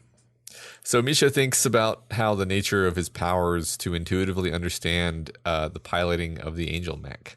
And this is great. Like, this is really fun. It's borderline xenofiction in the sense that he's like dipping so far into this alien mindset that like the tactile experience of piloting the mech is being described in a kind of loving detail that reminds us yet again that Wildbow is a master of getting us into other minds. Yeah, I agree. And like, I've talked about how I don't like the mech fights in the past.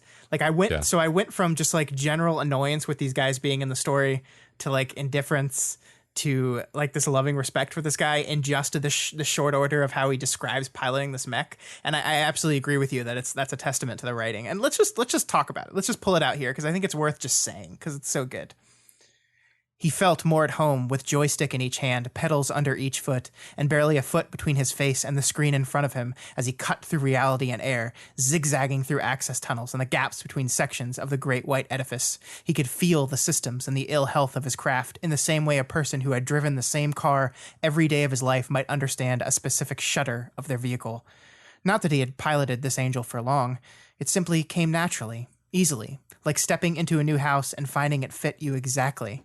Everything where it should be. There was no second guessing, no reaching for a switch and missing. I just love that. I just love that description of piloting this thing so much. Yeah. I mean, I start to repeat myself, but we've talked before about how Wildbow can take some trope or some element or whatever, and it's almost as if he's going, what if I included this but good? Mm-hmm. And like I think, I mean, you're chronically not a fan of types of media that have mech in them. Mm-hmm. I'm gonna say vaguely. Yeah. And I often like, I've liked some mech shows, but like you watch it and you're just like, I don't really believe that any of those controls have anything to do with the motions that the mech is making.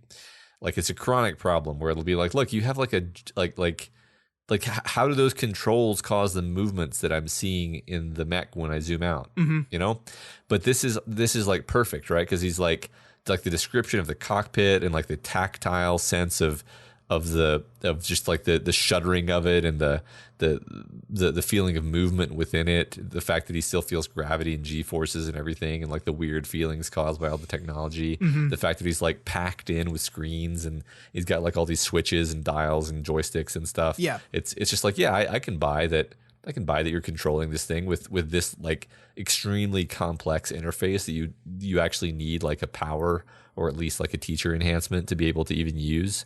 Yeah, especially taking a very classic but simple metaphor in the person who's driven a car for very long, like the guy that just knows his car, knows every bump, every rattle, every shudder of his car, and taking it into this hyper tech vehicle, I think is a really good way of like, it's an anchor, right? It's an anchor for people. Like, cause I don't know what it's like to drive a mech. Like I don't, there's no way I could understand what that's like. But you tell me it's like someone that has had a car for a very long time and can feel everything with the car. And immediately I have an anchor to that feeling. Immediately I have a way of placing that into something I understand. And I think that's why I enjoyed it so much. Yeah, that's really great writing. That's a great technique. So as we're getting into Misha's world, we learn about the percentages that Misha has been keeping track of. One is the stress level, which means something to do with the fabric of reality, I guess. It's at 91%, and it was formerly at 99% almost before teacher gave orders that pushed it back down. The other number is even less defined for us. It somehow captures big, incomprehensible threats.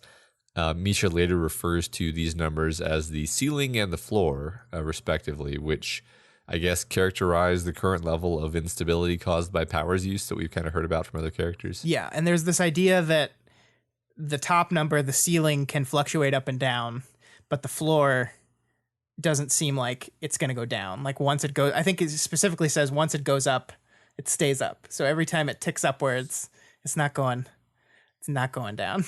Yeah. Yeah.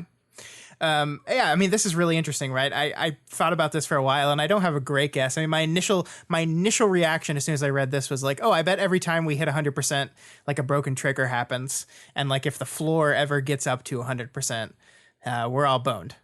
I actually don't know how I feel about that after, sitting with the chapters and thinking about it for a while. I think the big problem with this is teachers' plan is still so unknown to us, right? We have very loose understanding of what teachers actually planning. So relating that to what these numbers are is very difficult.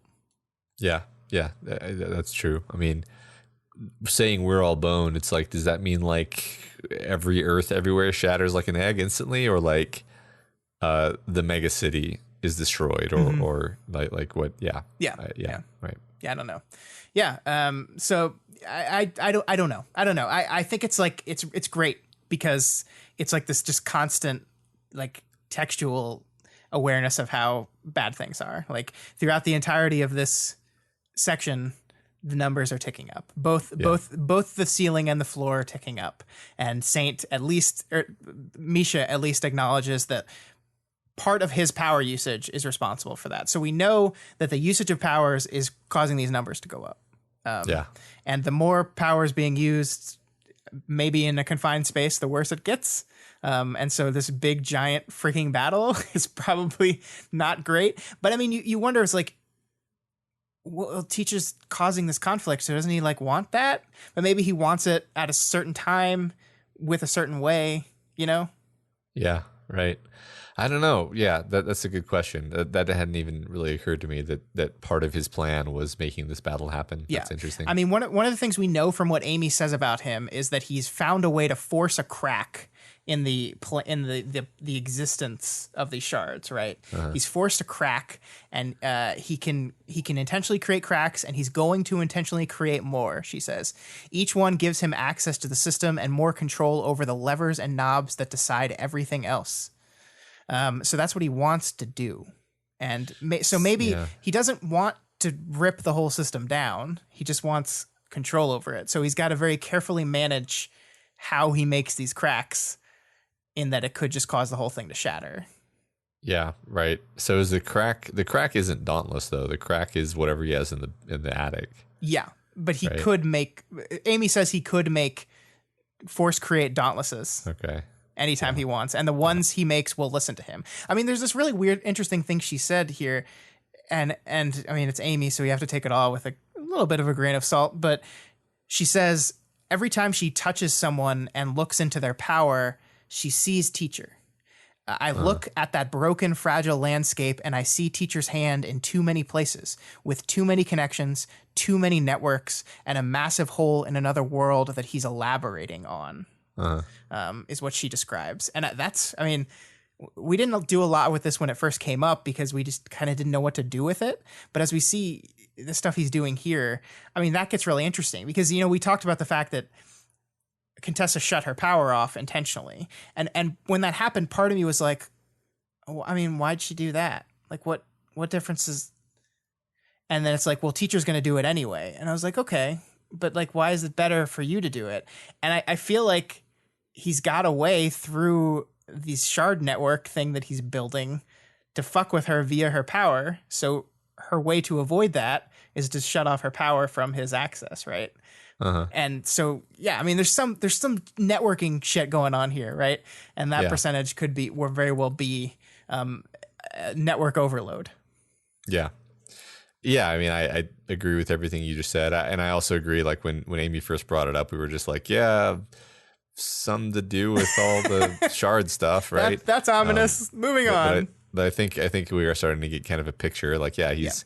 Yeah. I mean, and I think we've known for some time also that he kind of wanted to rebuild the shard network, except with himself as the hub, or something along those lines. At least be in control of the hub. Yeah. Be in control.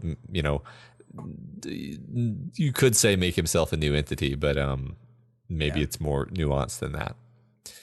But yeah, I mean, I like that there's still some ambiguity to it, right? It could be a surprise. It could be a twist. Yeah.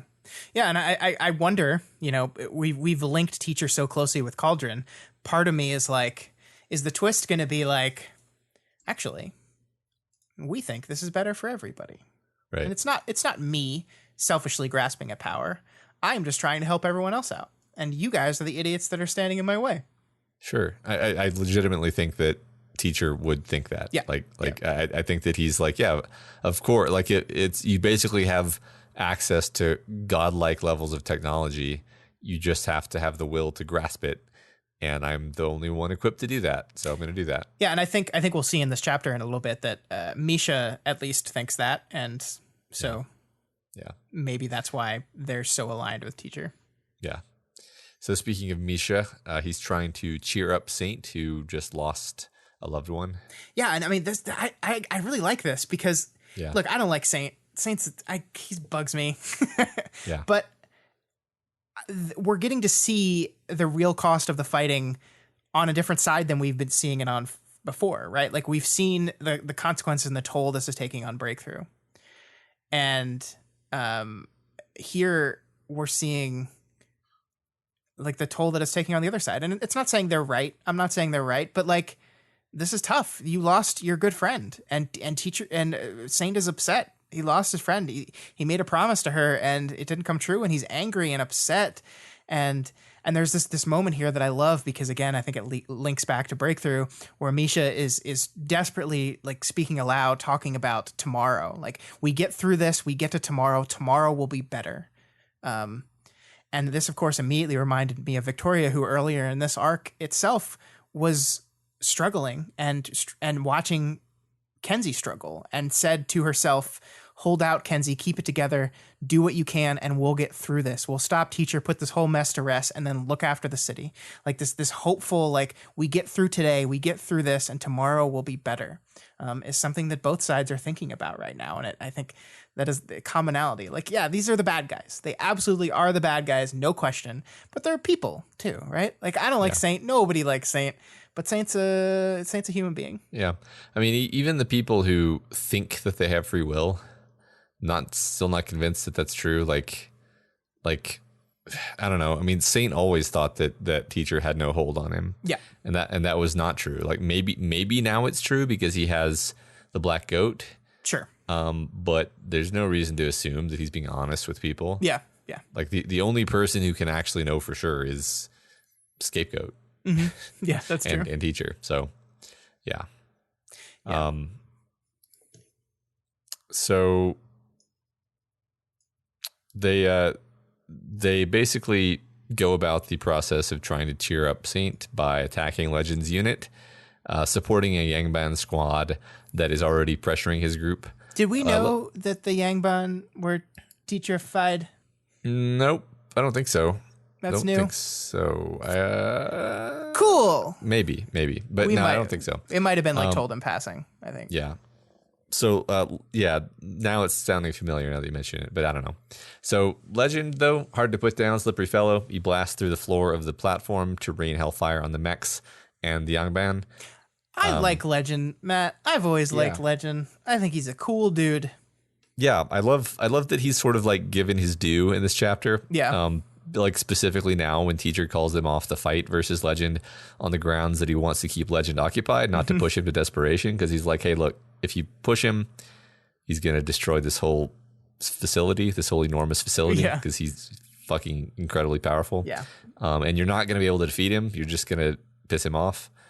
So they retreat and they repair and they talk. Yeah, but it's interesting that like they also say that I want a chance to talk with him to try to win him over to our side. Yeah. And if he feels like he's at a stalemate, he'll get frustrated and attempt to open a dialogue, and that's when I got him. And wonder, part of me is like, is he gonna like try to mind control him, or does he just honestly think he can convince Legend that his way is the right way? You know, that was interesting.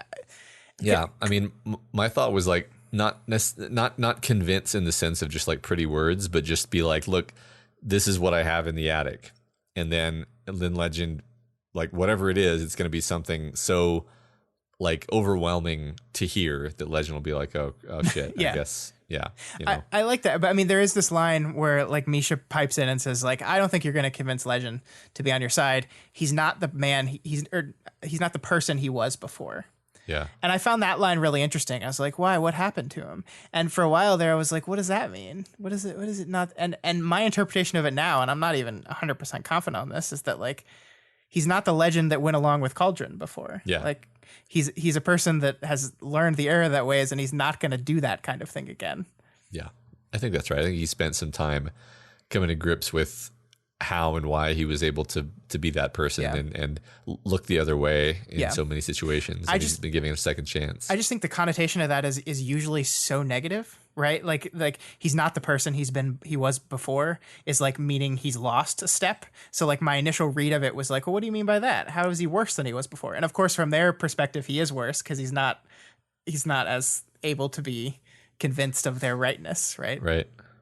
Yeah. I liked that a whole lot. Yeah, I liked it a lot. Yeah, me too. So yeah, Misha's so damn interesting. Oh yeah. I'm just gonna quote this whole bit. Misha was unsure what to say. They'd taken so many lives today, the lives of well-intentioned but misguided people, and he'd felt anxious. It was a bad word for something that important, but he did believe in souls, and he did believe that no soul could extinguish a life without being intrinsically injured. They'd taken so many lives today. So many. Yet, he couldn't tell Saint that Mag's dying was a relief, a balancing of the scales. Such an interesting perspective. I love it. I love it. I love the perspective. I think you're absolutely right. That I love this line, like the lives of well-intentioned but misguided people. That's exactly what we were talking about earlier. That Misha and the Dragon Slayers, believe that they're on the side of good, and everyone else is actually on the bad side. They mean well, but they're wrong. And that's kind of always been the Dragon Slayers, right? They've always been convinced of dragons' evilness and inevitable power seize and destruction of the world. And so they've always been on the right side, and everyone else, they meant well, but you're wrong, and we have to stop you. And now they've kind of found a person in Teacher that feeds into that. Wouldn't you feel kind of justified too if like the world ends and then Dragon basically appears to seize control of so many of like the good side resources and is like in control of the whole internet, and you're like, oh God, yeah, sure. This is a terrible situation. Yeah. I think so. Yeah. But yeah, I mean, I love like the writing here is so good. I think the repetition is what really works on me, right? Like they'd taken so many lives today is repeated verbatim in its own line. And I think that really emphasizes it. And then the so many, we repeated a third time. I mean, like, once again, he's this interesting character. Like he believes in a soul. Like no soul could extinguish a life without being intrinsically injured, and therefore his soul, Dragon's or Saint's soul, have been horribly scarred by everything that's happened. And so, on some level, it feels right that one of them had to pay for that. Right. I mean, also this interesting language of a balancing of the scales, which stands alone here, and it works perfectly fine without being connected to anything. But also, you can't help but notice that another character in this very chapter is always talking about balancing equations and such. You're absolutely right. So suddenly, in the middle of their heart-to-heart, they are ambushed by Sveta and her Harbinger. Sveta shreds Saint very satisfyingly as the Harbinger single-handedly takes the mech apart with a fucking slingshot. Woo. Okay, well, Kinsey has a hand in things, of course. Yeah, and of course, Contessa, one of the things we didn't talk about is Contessa told Sveta that Saint's got like a thing. I don't know if it's around his neck or whatever. He's got like an override thing, and you just pull that out and plug it into the ship. And so that's what she does. Thanks, Contessa. I like that the sound of like a wet towel landing, and I was like, that's Sveta, she's here. Yeah, I mean, it's perfect. It's perfect. Yeah, yeah, right. It's so great. And then this is like the best thing in the world, and also the worst, I guess. As Misha's mech is taken over and crippled by Kenzie, the text appears. I'm sorry about your friend from the Michael 3. I'm losing 2 friends today. Pretty sure. I think I know how it feels. I hope we don't kill you. You made some really pretty robots. And you're just like, yeah, I mean, God, there's something so perfect in the writing here to me. Like, this whole thing, like, it's a struggle. Like, he realizes that something's taking over his machine, and he's convinced it's dragon or worse, a dragon like built AI. Like, oh God, she's propagating now. And it's like his worst fear come true. And then what appears on the screen? Hi. Yeah. And in that instant, we, the reader, know exactly who it is, right? It's like, oh, it's Kenzie. It's Kenzie. And there's a moment of real happiness there. But yeah, I mean, this thing she says is sad and scary and tragic. And like, I'm losing 2 friends today, pretty sure. And I love the difference between saying I'm pretty sure I'm losing 2 friends today and I'm losing 2 friends today pretty sure, right? Like, I don't know why, but just like the structure of those 2 sentences as opposed to combining them into one thing really just like extends the beat a little longer, and I think makes it hit harder, makes it more tragic. It's just like a little mini decision there that I think really helped seal this moment for me. Yeah. I thought just having all of the screens display like a nauseating violet and blue moire was like a very Kinsey touch of Absolutely. Like, that's what you would do. Yeah. So pretty much from the moment the Contessa guided attack commences, things go awry for the 2 mech pilots. Misha manages to catch the falling saint, but the action puts him in range of Legend, causing him to crash land in the midst of the Yangban, which enables Legend to just win that fight outright, and Misha surrenders. Yeah, and I think this is actually a really important moment that the Wild Bow has created here, because the mech goes flying off over the edge. It's falling.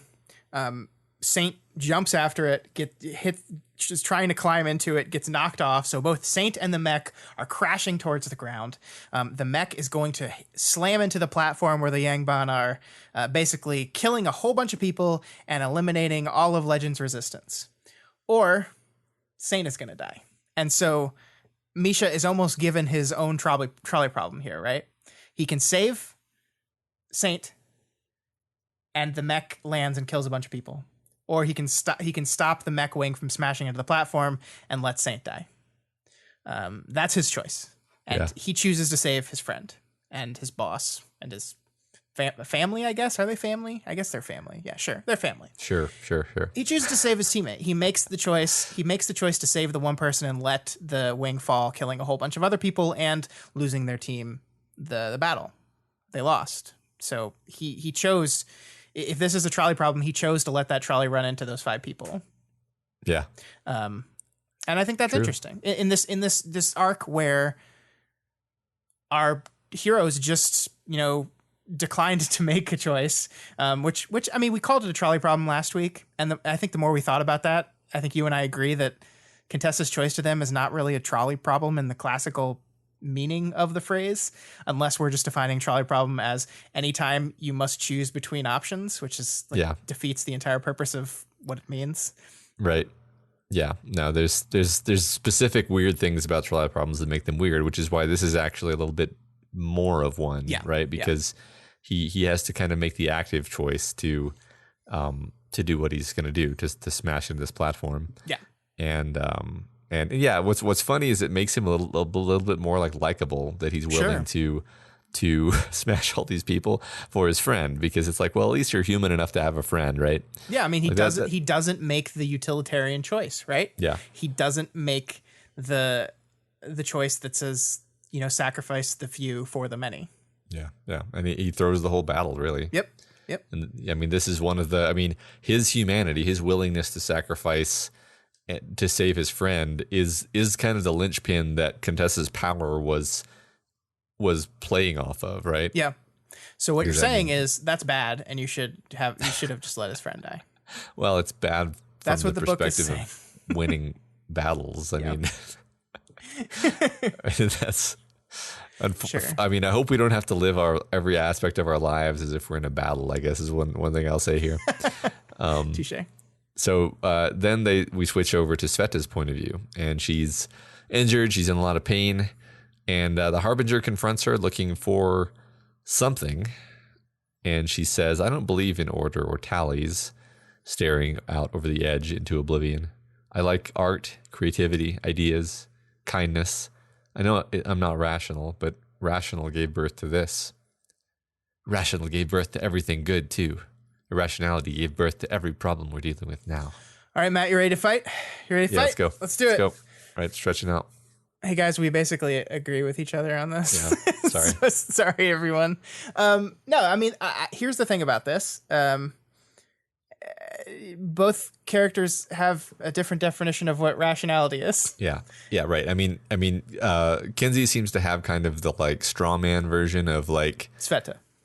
What did I say? Sveta. Yes, I said Kinsey. Sveta seems to think that rational is just like that which is devoid of emotion, and then Jeff seems to have a conception of rationality which is just like everything that is good and smart, and good decision making and decisions that don't lead to bad things. Mm-hmm. And I mean, honestly, if you want me to define the definition of rationality that I personally hew to, it would be like, yeah, just like whatever leads to making smart, good decisions. But we know also that number lads are not actually rational. They're like super twisted, and they are like pursuing insane goals, like balancing, like putting somebody's eyes out because they were disrespected. So they both have their own pretty idiosyncratic ideas here. Yeah, I mean, let's be as clear as possible. The idea that art, creativity, and kindness cannot exist within rational mindsets is just objectively false. Like, I can say that because you consider yourself a person seeking rationality and you like art. Yeah. Like, the example of why that is wrong is on the microphone talking to me right now. So that is wrong, Sveta. I'm sorry. And I know, I understand where that comes from. It comes from, frustration, anger, disappointment in Cauldron, disappointment in this whole thing, her central trauma. I get it all. I totally get it. You're wrong. But I also think Jeff is wrong a little bit. Yeah. Right. Yeah. I mean, a true rationality has to encompass like, okay, what is it to be human? And as we pursue the aims of rationality, we have to be pursuing that which is human and that which is humane. And Cauldron and the Number Boys are not really doing that. They're pursuing this very almost alien kind of utilitarianism, where it's really just like the bottom line, the lives, the number of lives. Sure. Yeah. And that's such an anemic conception of one, utilitarianism, and two, rationality. Yeah. I reject that as being anything like what I'm talking about when I talk about rationality. But anyway. Yeah. And I mean, the biggest problem here is that it's just like getting people to agree on one central definition when they're having these arguments is basically impossible, because even you just said there that you have your own definition whenever you're talking about these things, and everybody does. So yeah, I love that, the more we've talked on the internet and the more conversations we've had with people, the more we've realized how often internet disagreements are really just arguments of definition. And that is exactly what this is. Oh yeah. I mean, I would say it's more than half of internet disagreements. Yeah. Honestly. But I mean, I do this idea that like only irrationality leads to problems. Rationality never leads to problems, I think, is just wrong. Like, it's that's just not true. Like, I mean, you could from a certain point of view, you could argue that what the entities are doing has a certain rationality to it. They are trying to defeat entropy, right? They are trying to solve the biggest problem of the universe. Sure. And therefore, if the stakes are the universe, what does it matter if you kill a few 100 billion people? Right. I mean, especially if you just care about your species and don't care about other species. Like, sure, fine. The entities are the cauldron of the universe. Yeah. I mean, like literally, if you define your ethics such that only your people have value, then it is quote unquote rational to do horrible things. But like that is not a definition that I like or that I would use. It is wrong. So, I'm willing to put my foot down and say it is wrong. Yeah. So cool.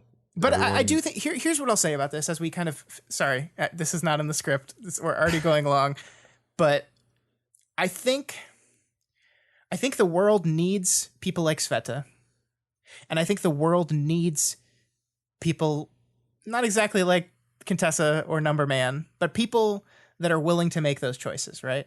Like I think the world needs both of those people. We're talking about like Sveta's unwillingness to make that big choice, right? Yeah. Unwillingness to look at three hard choices and say, okay, I will choose one. She doesn't want to do that. She doesn't want to be that person. I think we need people that push back at the idea of, well, sometimes you just have to make the bad choices. But I do think we need people that sometimes they're just willing to say, okay, somebody has to make this choice. I'm going to be the one to do it. Yeah. I think the world needs both of those people. Right. I mean, you kind of hope that the president of, whatever country you're living in is the kind of person who's willing to make those choices. But I think you also hope that there's at least one Sveta in the room when they're making that choice. I couldn't have said it better, but actually, absolutely. Totally agree. I kind of, I mean, we've been bouncing that idea back and forth all day, but that's kind of it. Yeah. So cool. All right. So, but this is it, Matt. This is the moment that we've been waiting for since the beginning of the arc. Yeah. Which number boy is with Sveta? Which number is 4 or number Jeff? Number Jeff. And so I just like this exchange where Sveta is scared, like she's rightly scared. She says, "Can you give me a chance to say something? I don't know why I'd even try when it hasn't worked in the past. Nothing I say gets through." "No," the boy agreed, "but something else did get through. It's their plan, not mine. They want to kill you, and I'd like to help you." So looks like it's Jeff. It's Jeff, the nice number boy. Yep. Yeah, I love this. Like, there's just this, like, she's realized she's dead, right? Like, she's dead. He's gonna come here to kill her, and she's just in her last moment is like, "Can I say something?" And nothing I say matters. Nothing I say gets through. Nothing I say it changes anything. And it's this resigned defeat. And the thing that I love is he doesn't say like, "No, you got through to me." Yeah. He's like, "No, yeah, you're right. Something else happened though. Something I didn't plan on. Something happened to me." And it's not because of what your words, right? But it is because of you. That's funny. I didn't quite see it that way, but yeah, you're right. That's exactly what he's saying. That's funny. And I love the setup of the scene where the only real hope she has in the situation is that Legend of all people, who she basically hates, is coming into view, and she's like, maybe he can help, but then she's like, do I even want that? I like this. No, like this, he's closer to an ally to the Harbinger than he is to me. Yeah. She says of Legend. Yeah, which I don't know if that's entirely fair, but no, I don't think it's fair at all. I just think that's her hatred of culture coming absolutely, out. Absolutely, yeah, yeah. So I mean, then chapter wraps up with her deciding she's going to trust Jeff, or who we really hope is Jeff, and is not number 4 playing a weirdly complicated long con that. I don't know why he would do that. Don't you fucking put that in my head, Matt. Don't you do that. It's Jeff, the nice number boy. I mean, I don't see why 4 would do that if he were. Yeah. Anyway, let's just move on. Sometimes I tire myself out with the double red herring reverse Chekhov's guns. No, but I think I dream up. I do want to say one more thing as we close, though. Like Legend says, "Thank the powers that be." Right? Thank the powers that be. And that's a loaded fucking statement in this world, right? Like in our world, thank the powers that be is just like, thank God. Thank the unknowable powers that exist up there. But it's very loaded in this world. And she agrees with him. Thank the powers that be. Like these people that she hates, these people that she can't stand. I think this is growth for her. Like to say to Jeff, "Yeah, let's go." To say to Jeff is, "Yeah, I'm going to trust you. I'm going to let you come with me." She agreed with Legend. Thank the powers that be, as terrifying as it was. So like I think it's like an understanding that like this is a shitty situation, but it's a situation we're in and we have to deal with it. Yeah. Right. I mean, and I think she hasn't been impractical throughout this whole thing. Like we talked about this before. Like she refused to make the choice, but she didn't refuse to go along with the orders. Sure. Right. So yeah, I think I don't know. I think we weirdly and somewhat unexpectedly have both kind of aligned behind Sveta, which is a very unpopular opinion. So, you know what I was see y'all in the subreddit. But here's the thing, audience. I love you all, and you know what I loved? A lot of you don't agree with me on this, and that's cool. You don't agree with either of you on this. Y'all were really nice last week. I was worried that people were going to be mad at us and yelling at us and sending us nasty emails and stuff. And y'all didn't do that. A lot of you disagreed with us, and that's cool. But I thought you made good points, and you argued your disagreement well, and you didn't do it in a way that was like, hey, you're stupid.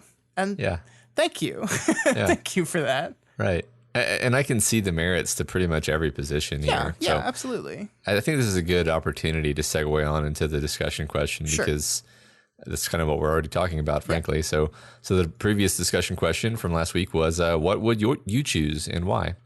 I'm going to do things a little bit unusual today, just because, first of all, it would take like a Jesuit to untangle all of the complex and like multifactorial answers that each of you gave. Not saying that you wrote them badly. I'm just saying it's so complicated. Like you want me to summarize your already long and complicated posts. I'm sorry, I'm not that competent. So what I've done is we're going to go through like what everyone voted, and then I'm just going to highlight some like general lines of thought that I saw repeated here and there in the answers. Yeah, okay? and you'll know now that when next week you're like, oh my God, Ashley's dead. Who's responsible for this? We'll be able to identify who in the Reddit thread is responsible for killing Ashley, and by name. And you can message them and tell them it's all their fault. Yes. All right. The A's who agree with me. Calinero 985, Googleplex Byte, and SNESC. The B's, Cal Subalu, Rorschach Roadkill, Roundest Frog, Death of the Artist, X Das Nouveau, and Placid Platypus. And the C's, July 83, GFE 98, Confusion Seapans, Predatorian, Ace of Sword, Stelhex, Lost Man 138, and Bregalod HS. And the remainder, Sarah Penguin, I think, basically sided with Sveta. Yeah. And forgive me if I have forgotten someone or misunderstood what you were actually voting for. The fact is that, it's complicated. Many of you seem to vacillate between two options, which is fine. Like so did I. But it made it difficult for me to be like, and therefore your vote is B, So anyway. I think the important part, though, is that if Contessa had said path to knowing what the Reddit thread would pick, they picked C. So seems like C was the most popular one. Which is what the team picked. Yeah. Would B with a close second, right? I mean, I think B is very much the long-term stability choice, right? Lots of short-term tragedy, long-term stability. And a lot of people went for that, and I respect that. Yeah. Nobody likes, you're just hanging out with Calinero and Googleplex and SNES. I just like the idea. I just like the idea of all of our main characters dying. I don't know what's wrong with that. You monster. So, first of all, line of thinking number one was basically Contessa seems to have taken their three specific stated needs and then turned those into three choices where any given choice delivers two out of the three needs. So presumably achieving all three is not possible. Mm-hmm. So this suggests that there could have or would have been some room to specify better needs. Yeah. And that's something that we saw a bunch of times, like this idea that you challenge Contessa, be like, hey, okay, I don't like any of that very much, but maybe we can reframe this. Can we do a mulligan and try again? Ask again later. I mean, and to me that should be acceptable because you're like, okay, I have learned information in the course of asking these questions and getting these answers. I am now asking better questions. Yeah. But they don't get a chance to do that. I mean, I think it is a good point, though, that like you can't do that into perpetuity, right? Like there has to be a line you draw eventually. Like you can't just sit True. around for a day until you've refined the question down. True. I mean, I guess if even in this situation, it seems like they had time to ask maybe like one more round of questions. Maybe they didn't. Maybe that was it. Yeah. So Yeah. You want me to read the next one? Sure. All right, the next little line of thinking is that verbally and vaguely outlining the three options is a problem for several reasons. One is that everyone seems to have read slightly different things into the options. How bad is the rule by villains period? What are the odds that teacher accomplishes his plan or a similar plan a year later if he gets away now? Why include specific details about who will die, details which will almost certainly skew choices? On top of this, there's a question of what exactly is Contessa doing here? Just avoiding responsibility?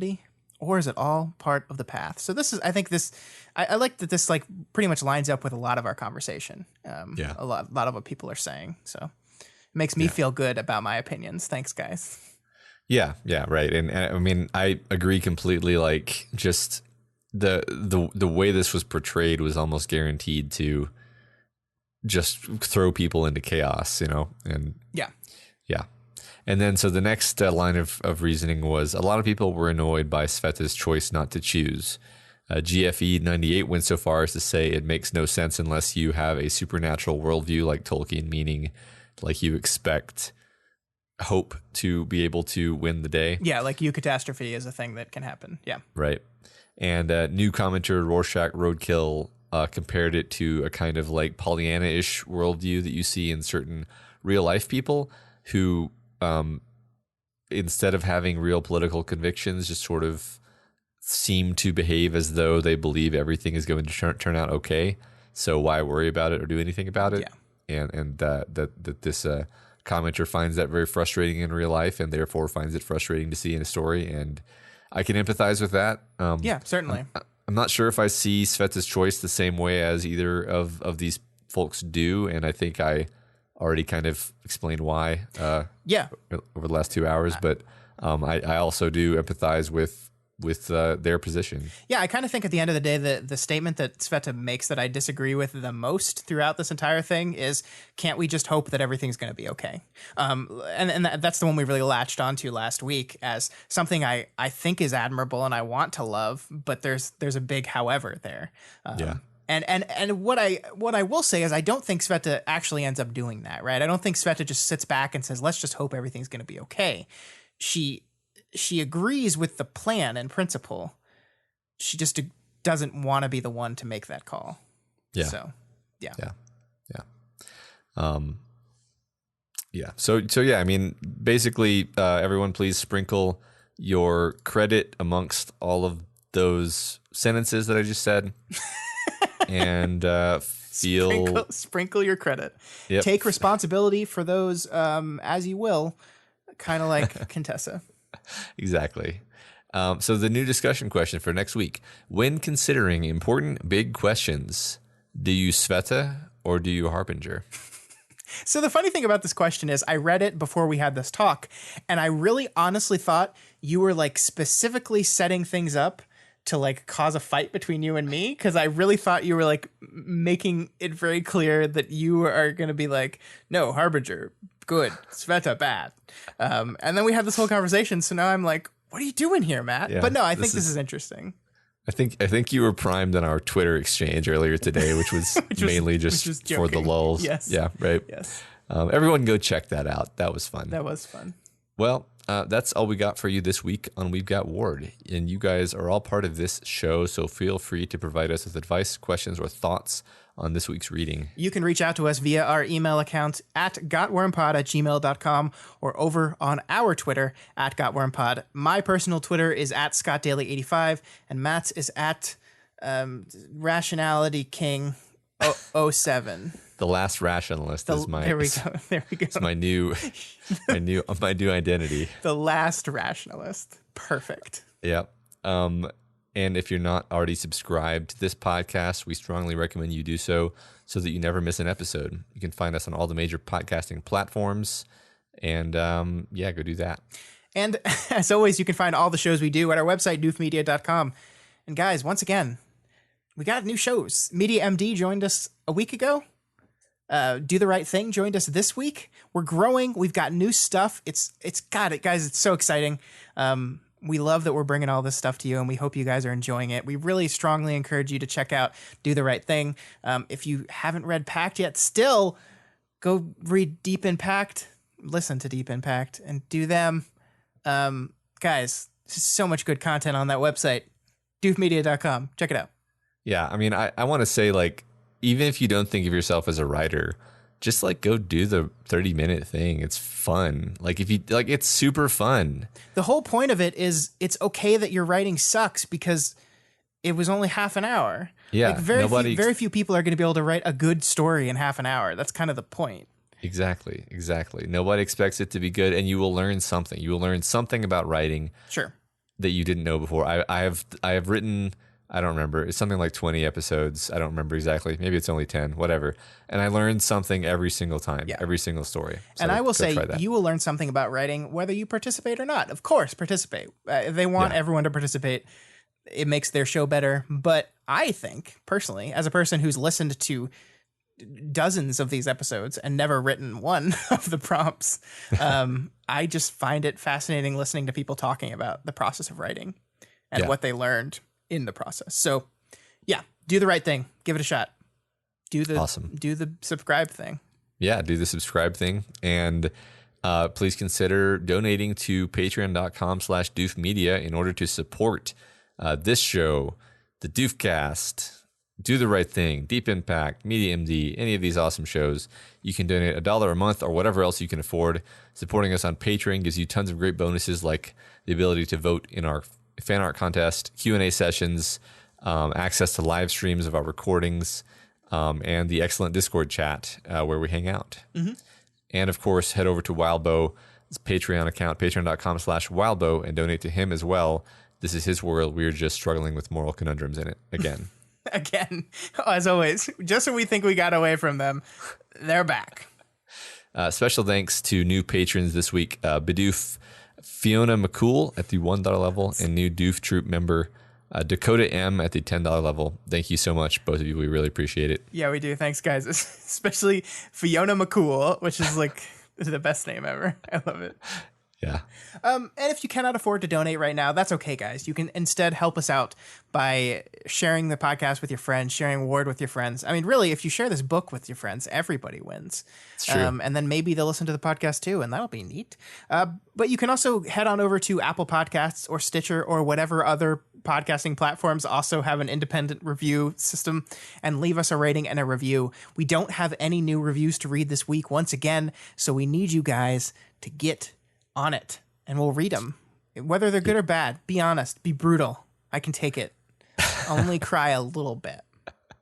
But please actually just don't do that, though. Yeah. Just write a nice one. But anyway, that's it for the show this week. We'll be back next week with more of Arc 15 dying. Another interlude. Who's going to die next week, Matt? I can't tell you. You've read it already, you bastard.